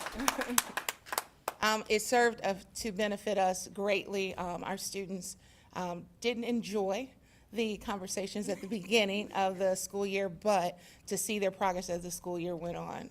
It was a heavy undertaking, but definitely necessary. The second thing I want to highlight is the implementation at the West Campus. We piloted our tardy sweeps for students who are not in class by the time the bell rings, are sent to the auditorium and escorted to class by one of our teachers or administrators or security during the school day, specifically focusing on our lunch periods. Next year, Central will adopt this process amongst their construction, but they will adopt the process for next year, and we are working with them in creating the plan for that. So next steps for Action Plan 3.2. We've discussed this before. Everything we do impacts attendance. Nice buildings, beautiful facilities, opportunities for these classes that we offer, connection to post-secondary, giving students a why and a motivation to why they want to come every day. So our first plan here is to continue to implement the things that you've been hearing more about today, because the better we do those things, the more likely we are to get students to want to come to school. We're also going to refine our system for tracking and following up on period and part day absences. That has been a focus, but it will continue to be with a more narrow focus and utilizing some different reports to expand the scope of those interventions and conversations with students, back to the classroom teacher as well as administrators and deans. So everyone is involved in ensuring that those students are in class, and if they're not, following up about why they were not. And then, as was already mentioned, continuing to implement the support table, which we've had success with at both campus, and then the expansion of the tardy sweeps, as Takara mentioned, to Central, just because of the data that they've seen shows how well that is working, as well as anecdotally from their staff, how much they appreciate how well that's going. So, and then our recommendation is to keep this action plan in progress heading into next year. Any questions? Do we have preliminary data to see like the improvements or? Well, I look at it often. I was actually looking at it a little while ago. The challenge we have is with the formula that we still have not been able to identify a way in our systems to replicate the way that the state tracks chronic absenteeism, which is each period accumulates. So that is, along with refining the system for tracking those period and part day absences, we're going to continue to look for a way to do that, because it is a challenge that we want to address, is being able to see in real time how are we doing. So Panorama provides that, and last year we were very optimistic because what Panorama provides showed growth, and then we got the numbers from the state and it didn't match. So we're still working on trying to figure out a way to do that. What we are gonna do is we're moving the annual attendance presentation, and it will include tardy data too, into the July presentations. If you remember, we were doing some presentations like updates in December. It makes sense to do it at the end of the year. What did we see this year? So we do have data as to the pilot at West. You can see the tardies in comparison to the year before. But then too, we'll be able to move forward and have that annual presentation each summer to really see where we're at, and hopefully see us trend in an upward, sort of line. We need to keep talking to our parents, to our community, because I know you've heard me say it before. We have wonderful programs, and we can control things to a certain extent when kids are here with us. But what we can't control is who is walking to school and getting on the bus or coming to school. And so what we're focusing on right now is, okay, you get here, student support table. So you get here, if you're not on time, intervention for that. You get here, we need you to go to class on time. So that's where we've sort of put our energy right now, because as Mr. Hallahan said, our data last year really remained like the same in comparison. So we will share that data, what it's showing on our state report card. The report card is changing. Student attendance is still a component of it. They renamed it. It's still chronic absenteeism. I have to learn the new name. It can help you. It can't hurt you, but it's still something we're gonna track. So we'll make sure we incorporate it. Thank you. 3.4 is Dr. Riley, Dr. Hackney, and Mr. O'Neill. Good evening. So this action plan is focused on grading, and as we all know, grading is very personal. For everyone who's gone to school, you've been assigned grades and have dealt with grades at some point in our lives. And so because of that, we all have different views and ideas about what that should and could look like. And so something that our team has wanted to be very clear about is this action plan is focused on educating staff on equitable grading practices and implementing equitable grading practices school-wide. And equitable grading practices is a discipline that has a large body of research. And so there are very specific things in terms of what it means to implement equity-based grading. And so because of that, we've tried to be intentional about how we're rolling this out. And so for this particular year, what we did is we wanted to kind of get a baseline of where we're at. And so we worked with our instructional coaches, we worked with our curriculum directors, and we created a survey, essentially, to reach out to staff who are on our instructional leadership teams to give us feedback on what we're currently doing and how we can get tighter and come closer together for the 26-27 school year in terms of, again, that baseline of where we're currently at. We got some really good feedback, and so there's some things moving into already for next year that we're able to get closer on, for example, like remediation timelines, late work guidance, things like that. And so that's kind of where we're at for 26-27. I'm going to hand it over to Mr. O'Neill to talk about next steps. Hi. So as Dr. Hackney mentioned, grading is a very personal process for many of our teachers, staff. And so a big challenge or a big step forward that we need to make is generating buy-in. We need to make sure that our staff are well educated on this topic so that they can administer it in their classes. And we need to make sure they're on board.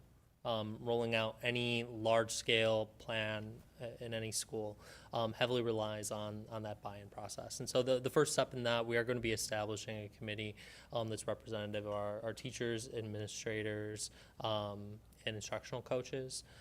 Further evaluating those grading practices, planning for staff development on equitable grading practices, further researching based on those books by Feldman, Schimmer, and then planning for learning for our parents and families to make sure that they're well equipped to understand a change in the grading policy, because grading needs to be able to showcase how a student's doing in class to families as much as it does their students.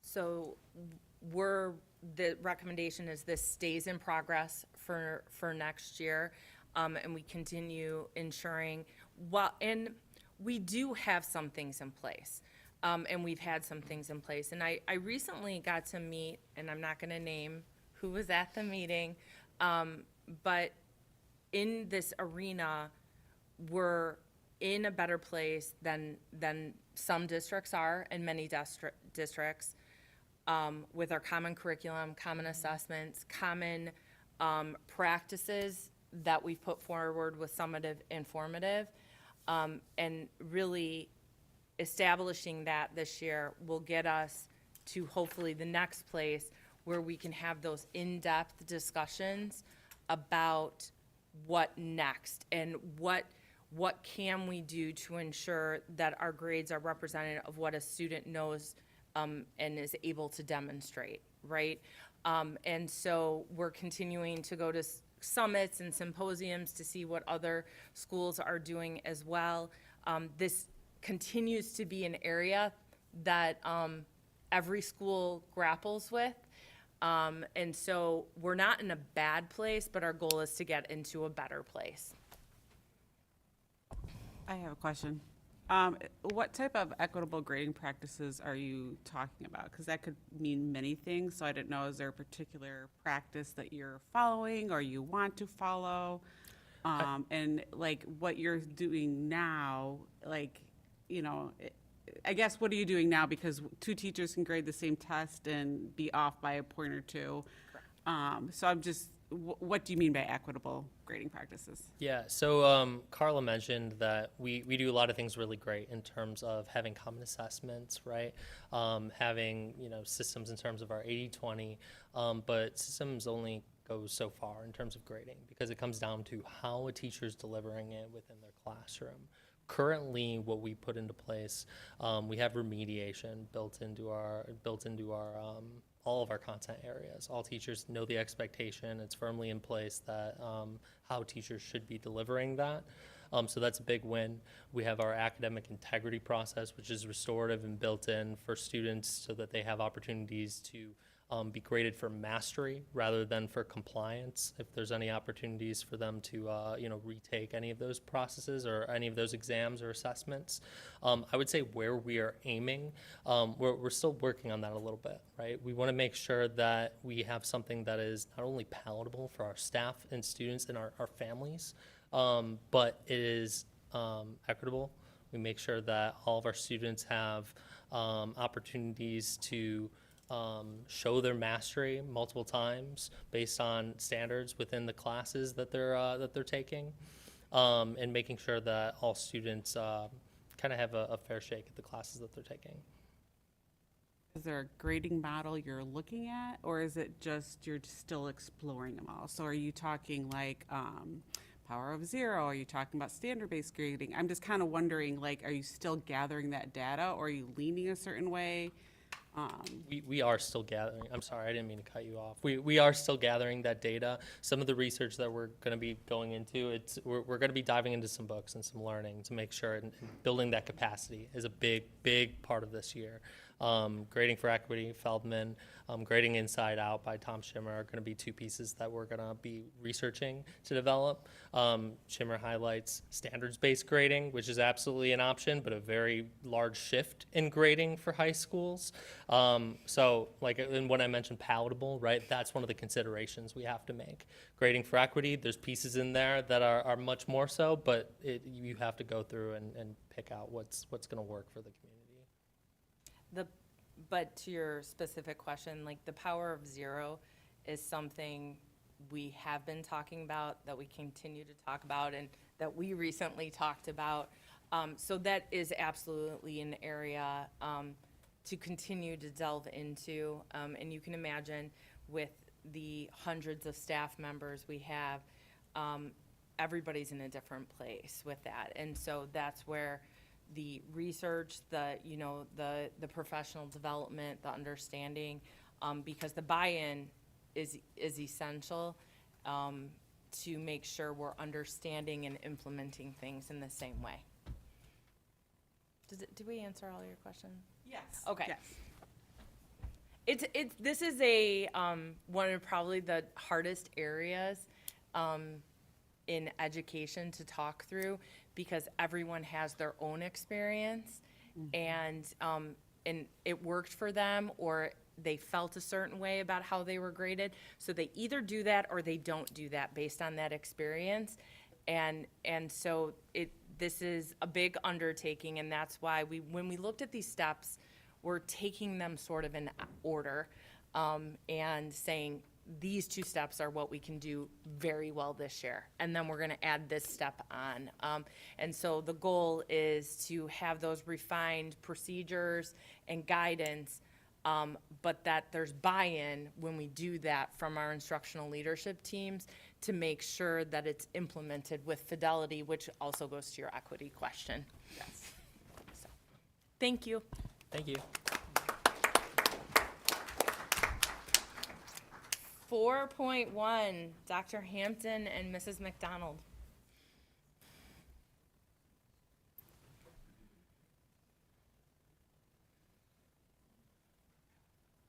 So you're going to find that the two steps in this one really don't match at all.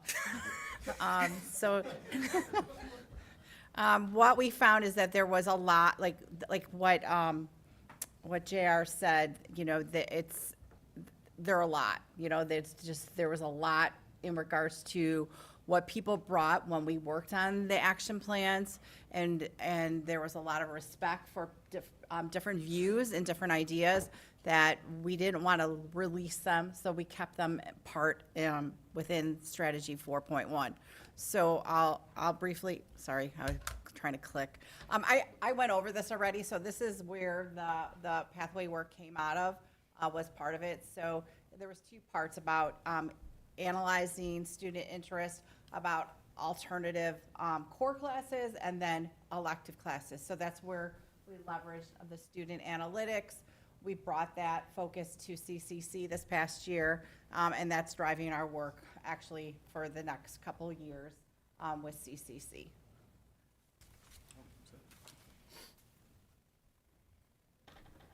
Yeah. Yeah. That's your slide. Go back one. Yep. Hey. Yep. One more.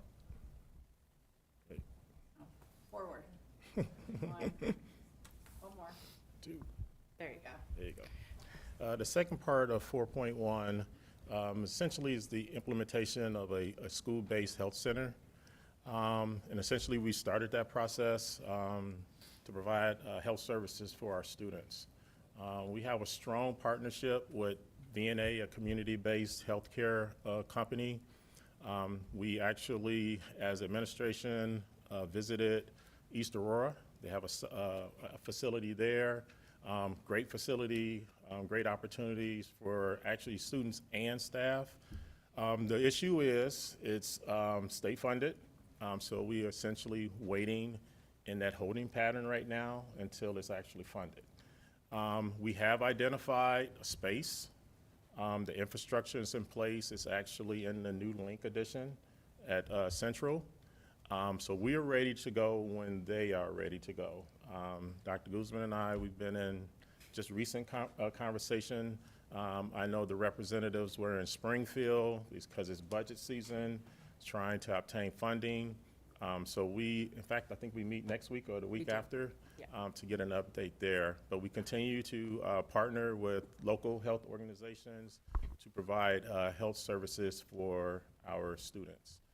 Recommendation is to operationalize for the 26-27 school year. Any questions? Thank you. Thank you. And last, but certainly not least, 4.3, which is our new school day committee, which, as you know, a lot of work was accomplished this year. So they will provide some highlights. Yes, the most exciting action plan for last, which is a new school day structure to provides flexible scheduling options for our students. Mahmood, for the next slide. So we had a very productive year. Of course, we approved a new teacher contract, and in the 27-28 school year, we will have a new school day structure, which is extremely exciting and going to meet the needs of our students. We immediately got to work with a huge committee with flex time. 70 people showed up for three-hour meetings to really get to work. So we have a structure that we've agreed upon. We have priorities, we have a menu, and we have a plan for summer and next year's planning because it's going to be a big undertaking. Of course, in Infinite Campus, these kids need to be scheduled because every student will be scheduled and have a specific location they need to go to, and they will take attendance in those locations. So we had a really great year in 4.3. Next year, we're going to be planning and communicating, and for that reason, we will stay in progress, and we can't wait to implement. Planning and communicating. Yep. Do you have any questions for 4.3?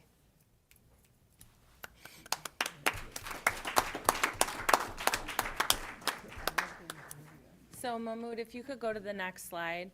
So to just sum up, as we bring this presentation to a closure, we have the action plans that we are recommending tonight be operationalized, and that's 1.5, 2.4, and 4.1. We have action plans that were already operationalized last year, so you can see the progress we're making with our plan. And then the last section on this slide are the action plans we're recommending to stay in progress. And just to point out 4.3, 3.1, 2.2, these are huge action plans that include a lot of steps, a lot of moving parts. And so there's a lot of work that has been done, but there's also a lot of work to be done. So when we look at our recommendations for additional action plans, I'm recommending that no additional action plans be adopted going into next year because we need to stay focused on preparing for the new school day and finishing up the things we're already working on. And I think if we adopted anything else, it would distract and take our focus away for where our focus needs to be. Additionally, we have our new cell phone policy that we're gonna be implementing. We're expanding the tardy sort of plan for both schools. We're continuing on with our student support tables. So when we were really looking at this as a team, like, we wanna make sure the things that we're doing, we continue to do very well and enhance upon before we adopt anything else. And so then if we go to just our strategic planning timeline, which is our next slide, the 2026-27 work would continue on that list of action plans that we're recommending stay in progress. But then next May, that's really the conclusion of work that will have been done before we enter in strategic planning again. Because our strategic plan is a 5-year plan. The current plan was adopted in 2022, so we would be starting the strategic planning process again. So next summer, we would go into strategic planning with a large team again. And during that year, you're actually still implementing the last year of your plan while you're creating the next plan. So you're always working on the direction that was approved by the board. We have already reached out to our previous facilitator to see if this work is something she's still doing. She is. She gave us some new data books and some updated documents that we're looking at considering for use. So sooner rather than later, I will be bringing a recommendation to the board for our continued facilitation. We feel like the process that we used in the last cycle worked very well and was facilitated well. And it is the progress we've used for many years with a little bit of tweaks. And so then in December of 2027, the school board would have a new strategic plan to consider with progress and how we're gonna move forward starting on that plan in May of 2028. So again, we're doing a lot right now, but we're really proud of the work that's been accomplished, and we appreciate the board's direction through the strategic plan and allowing us to stay on focus with the strategic plan so that we can really concentrate on it. Any questions? Again, I want to say thank you to our leadership team. They're the leaders. They bring in a lot of other people to complete this work. It takes a village, but the leaders are part of that village. So I just want to thank you for your hard work on that. Thank you. And that concludes our superintendent reports.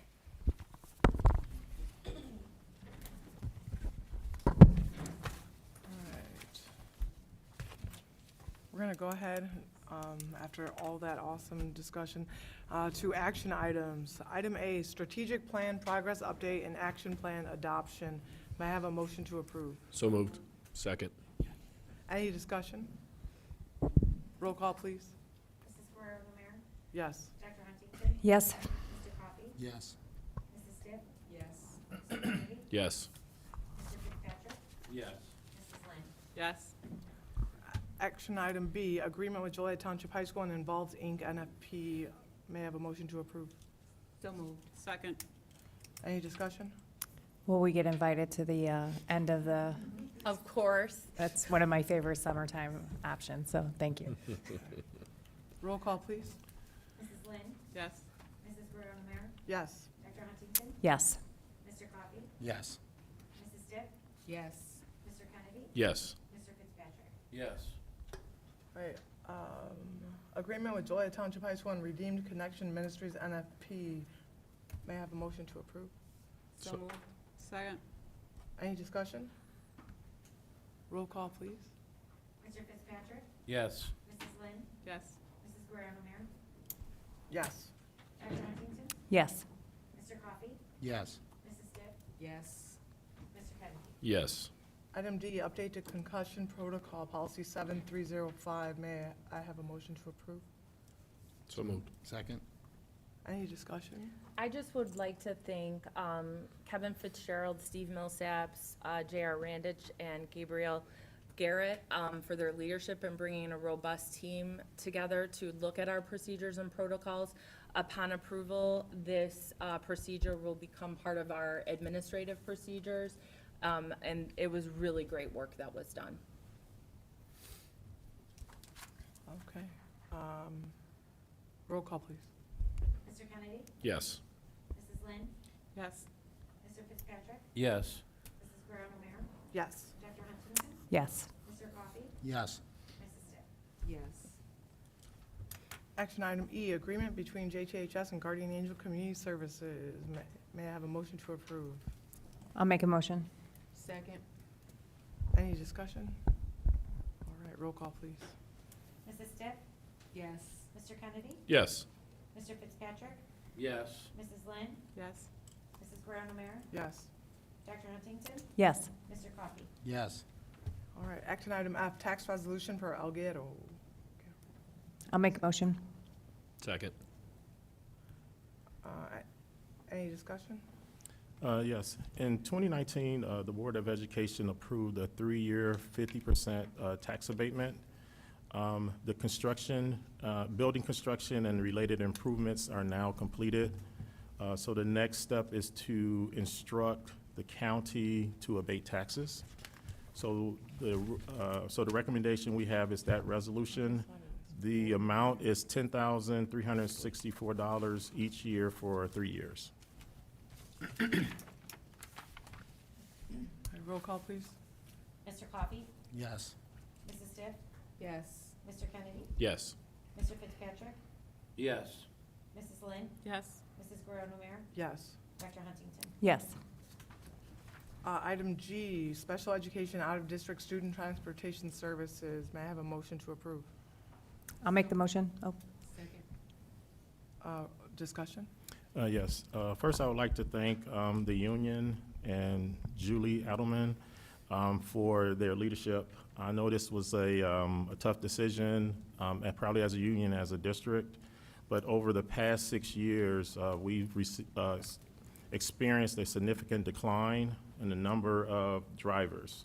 We've gone from about 140 to 88, and despite the reduction, our current staff continues to provide exceptional services for our students. However, the increase of the additional routes has put a considerable strain on our staff and operations. So as a result, we came together to determine it was in our best interest to provide support. And that was by outsourcing selected special ed transportation routes. We've identified 90 students with 17 locations for outsourcing of our transportation services.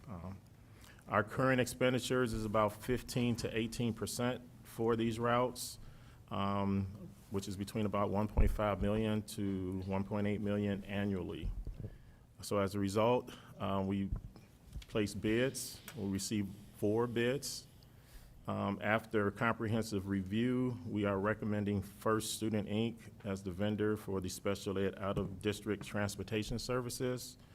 The contract is for 2 years with a 3rd year option. I do have one question. Are they allowed to use like vans and Yes. minibuses? Okay. Yeah, so combination of type A buses, so smaller buses, vans, and we would work in collaboration with them to identify which type of vehicle we'll use for those routes. It's definitely a cost savings to be able to Correct. use vans for some of the further routes with Yes. one student on it, so. Correct. Great. Thank you. You're welcome.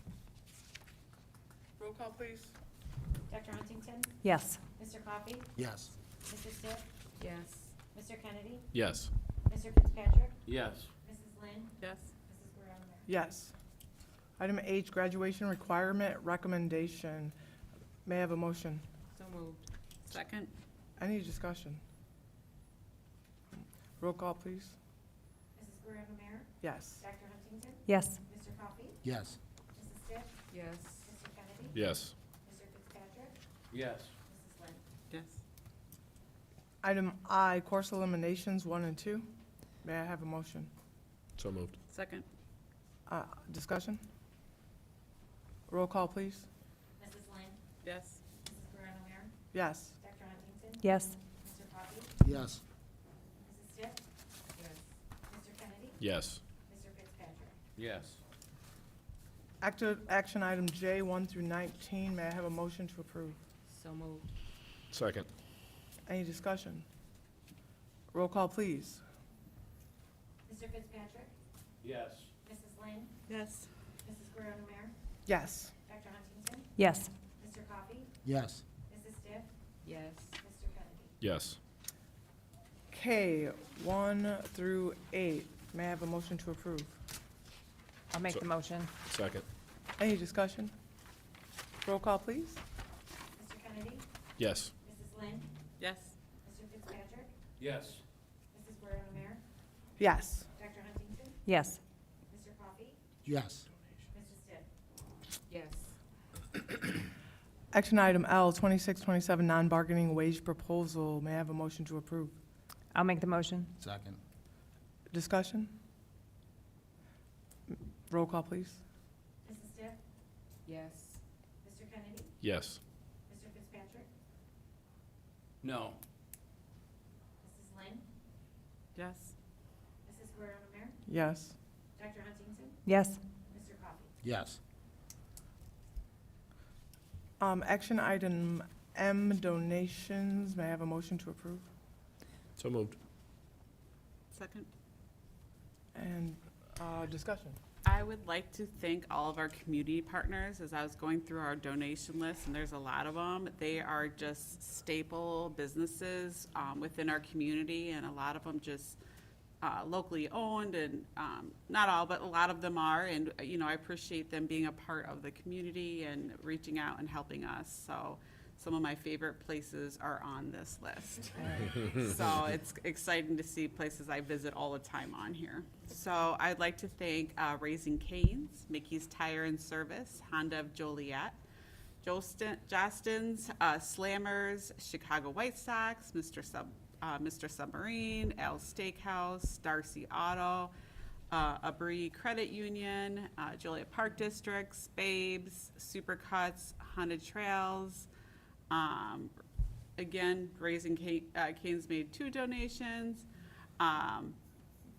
Miss Scarcelli and all the JTHS staff who came together and made a donation and various gifts for that West Decision Day. And that's absolutely amazing that our staff donated like that, and to everybody. Just, again, all my favorite places are listed on here. So thank you for being a community partner. Absolutely. Thank you. Roll call, please. Mr. Coffey? Yes. Mrs. Stitt? Yes. Mr. Kennedy? Yes. Mr. Fitzpatrick? Yes. Mrs. Lynn? Yes. Mrs. Guerrero Mayor? Yes. Dr. Huntington? Yes. Action item N 1 through 3, second reading of review and monitor board policies, policy 2240. May I have a motion to approve? I'll make the motion. Second. Roll call, please. Oh, just kidding, discussion? Now roll call, please. I promise you, I'm not even in a hurry. Dr. Huntington? Yes. Mr. Coffey? Yes. Mrs. Stitt? Yes. Mr. Kennedy? Yes. Mr. Fitzpatrick? Yes. Mrs. Lynn? Yes. Mrs. Guerrero Mayor? 2 and 5. Yes, there's E. Sorry. Action item O, second reading of rewritten board policies, policy 2240, 1. So moved. Thank you. Second? Second. All right, any discussion? Roll call, please. Mrs. Guerrero Mayor? Yes. Dr. Huntington? Yes. Mr. Coffey? Yes. Mrs. Stitt? Yes. Mr. Kennedy? Yes. Mr. Fitzpatrick? Yes. Mrs. Lynn? Yes. Action item P, second reading of updated board policies, policy 2240, 1 through 20. May I have a motion to approve? I'll make the motion. Second. Roll call. I'm just kidding, again, discussion. None? Roll call, please. Mrs. Lynn? Yes. Mrs. Brown-Bear? Yes. Dr. Huntington? Yes. Mr. Coffey? Yes. Mrs. Stitt? Yes. Mr. Kennedy? Yes. Mr. Fitzpatrick? Yes. All right, action item Q, personnel reports, policy 530, 5180, 5185, and 5210, 1 through 13. May I have a motion to approve? So moved. Second. Any discussion? So we have one retirement of Mr. Wellman, a music teacher. He's been here a long time. It's a big job. Congratulations to him. Yeah. All right. Roll call, please. Mr. Fitzpatrick? Yes. Mrs. Lynn? Yes. Mrs. Brown-Bear? Yes. Dr. Huntington? Yes. Mr. Coffey? Yes. Mrs. Stitt? Yes. Mr. Kennedy? Yes. All right, Dan, please take away item R, student discipline recommendation 7190. After receiving and deliberating the information contained in the hearing officer's report, the Board of Education is charged with deciding, 1, whether or not a policy was violated, 2, whether removing the child from his or her learning environment was in the best interest of the school, 3, whether the specific duration of the recommended suspension was appropriate or other discipline should have been applied, and 4, whether the continued presence in school would either A, pose a threat to the safety of other students, staff, or members of the school community, or B, substantially disrupt, impede, or interfere with the operation of the school. The Board of Education must then convene into public session to formally vote on the motion to suspend if suspension is the consensus arrived at during executive session. I make a motion under case number W2526SH01 to uphold the suspension. Second? Roll call, please. Mr. Kennedy? Abstain. Mrs. Lynn? Yes. Mr. Fitzpatrick? Yes. Mrs. Brown-Bear? Yes. Dr. Huntington? Yes. Mr. Coffey? Yes. Mrs. Stitt? Yes. All right. Unfinished business. Do we have any? All right, new business. Do we have any? All right, board reports, board reports.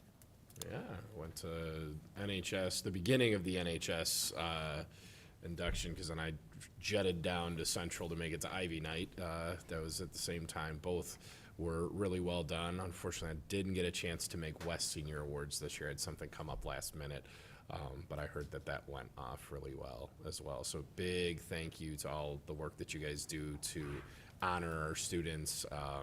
Made the top 25 dinner as well. I mean, our kids just blow me away with the things that they're doing in high school. Like, I couldn't even imagine doing that stuff in college, let alone the stuff that they're doing as 18-year-old kids. So thank you for all the work that you guys do to offer them those opportunities.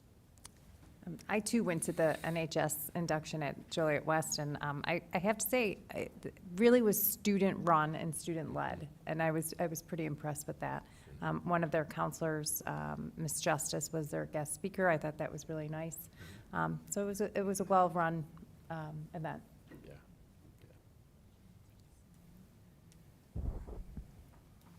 Any other board reports? Anybody? Just congratulations on another kermesse. I'm sad that the community couldn't be involved this year, but I understand. Also, congratulations to Alianza and their end of the year ceremony, and also for the 30th anniversary for the Joliet Township Child Care Center. Everybody was there, from Judge Colette Stafford to Vincent Cornelius, just people who have been in the program. I saw people that I graduated with in high school I didn't even know were in the program.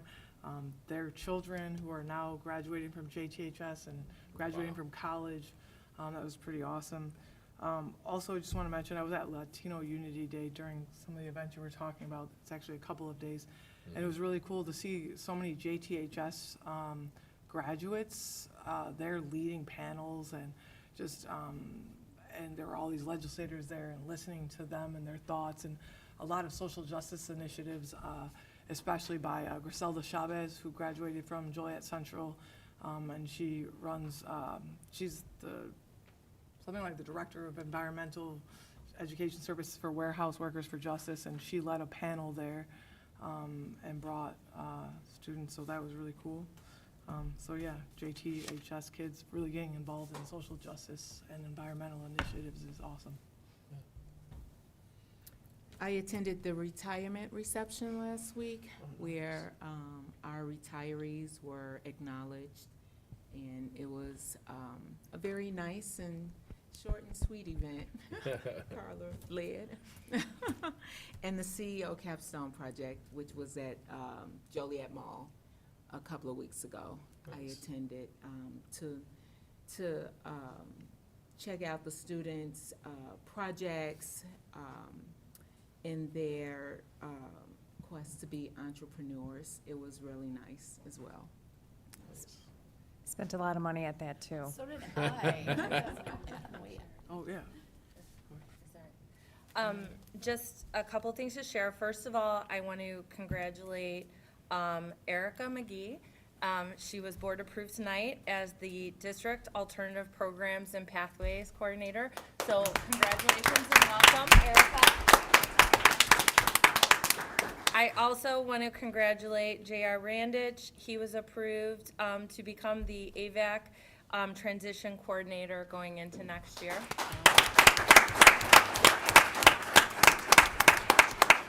I also, I was able to attend both senior awards. They were both fantastic. And I just want to say thank you to all of our donors.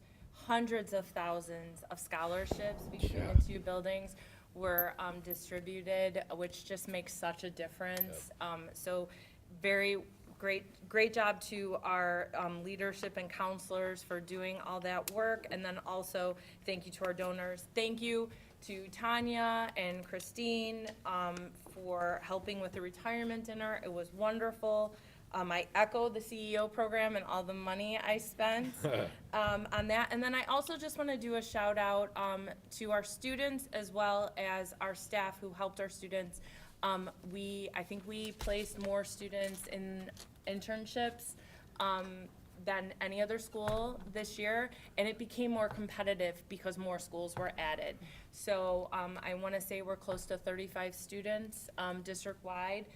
And they're competing with more schools now. And so just really proud of our students and thankful for our staff for the support that they're giving to them. To add on to what you just said, that I was talking to the coordinator, and she's in one of the positions, they had 700 applicants. Wow. So the fact that 35 JT students were chosen is a big deal.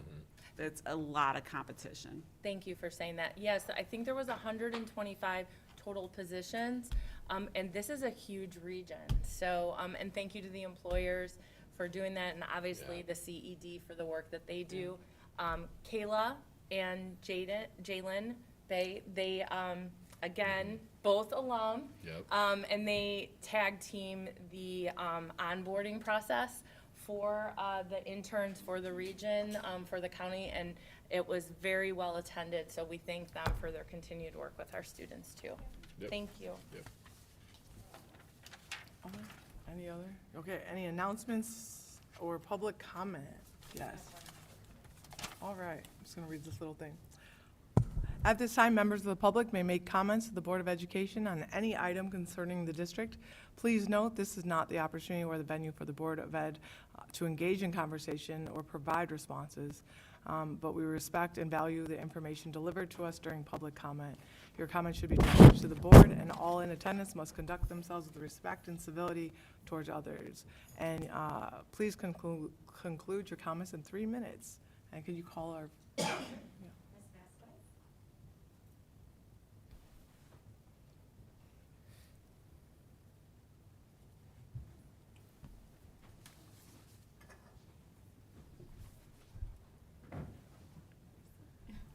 Hello, good evening. My name is Shayla, and I would like to read you guys a statement I have prepared.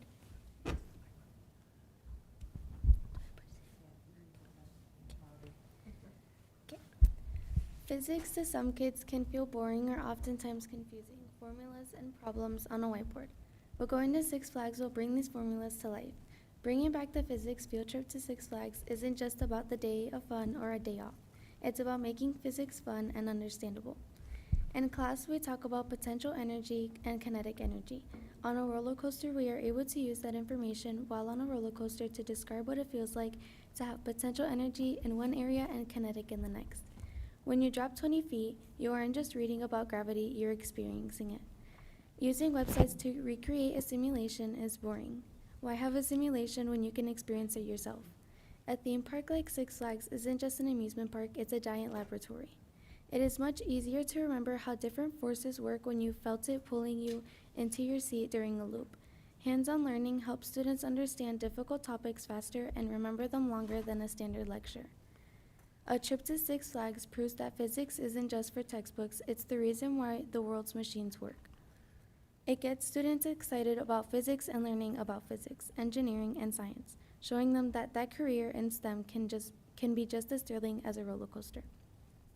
As for the situation of buses, I understand that there aren't enough, but maybe if instead of the bus driver staying at Six Flags and waiting to go back to the school, they can drop us off and do their normal routes at the end of the day and then go pick up the students again. As for paying, students can help pay for the transportation and their tickets, so the school only helps to provide for the buses needed. A certain grade requirement should be required to go, like a C and above, and less than 15 cumulative tardies.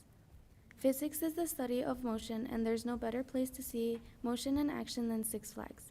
Reinstating this trip is an investment in our students' academic success and future careers. We move beyond the limitations of a traditional classroom and provide students with a memorable high school impact, understanding the laws of motion. We request your support in bringing back this fun tradition to help inspire the next generation of engineers and scientists through the most engaging experience of the year. And I also would like to add that I do have some petitions. I do have like a petition sign that I have. Probably my favorite public comment of all time.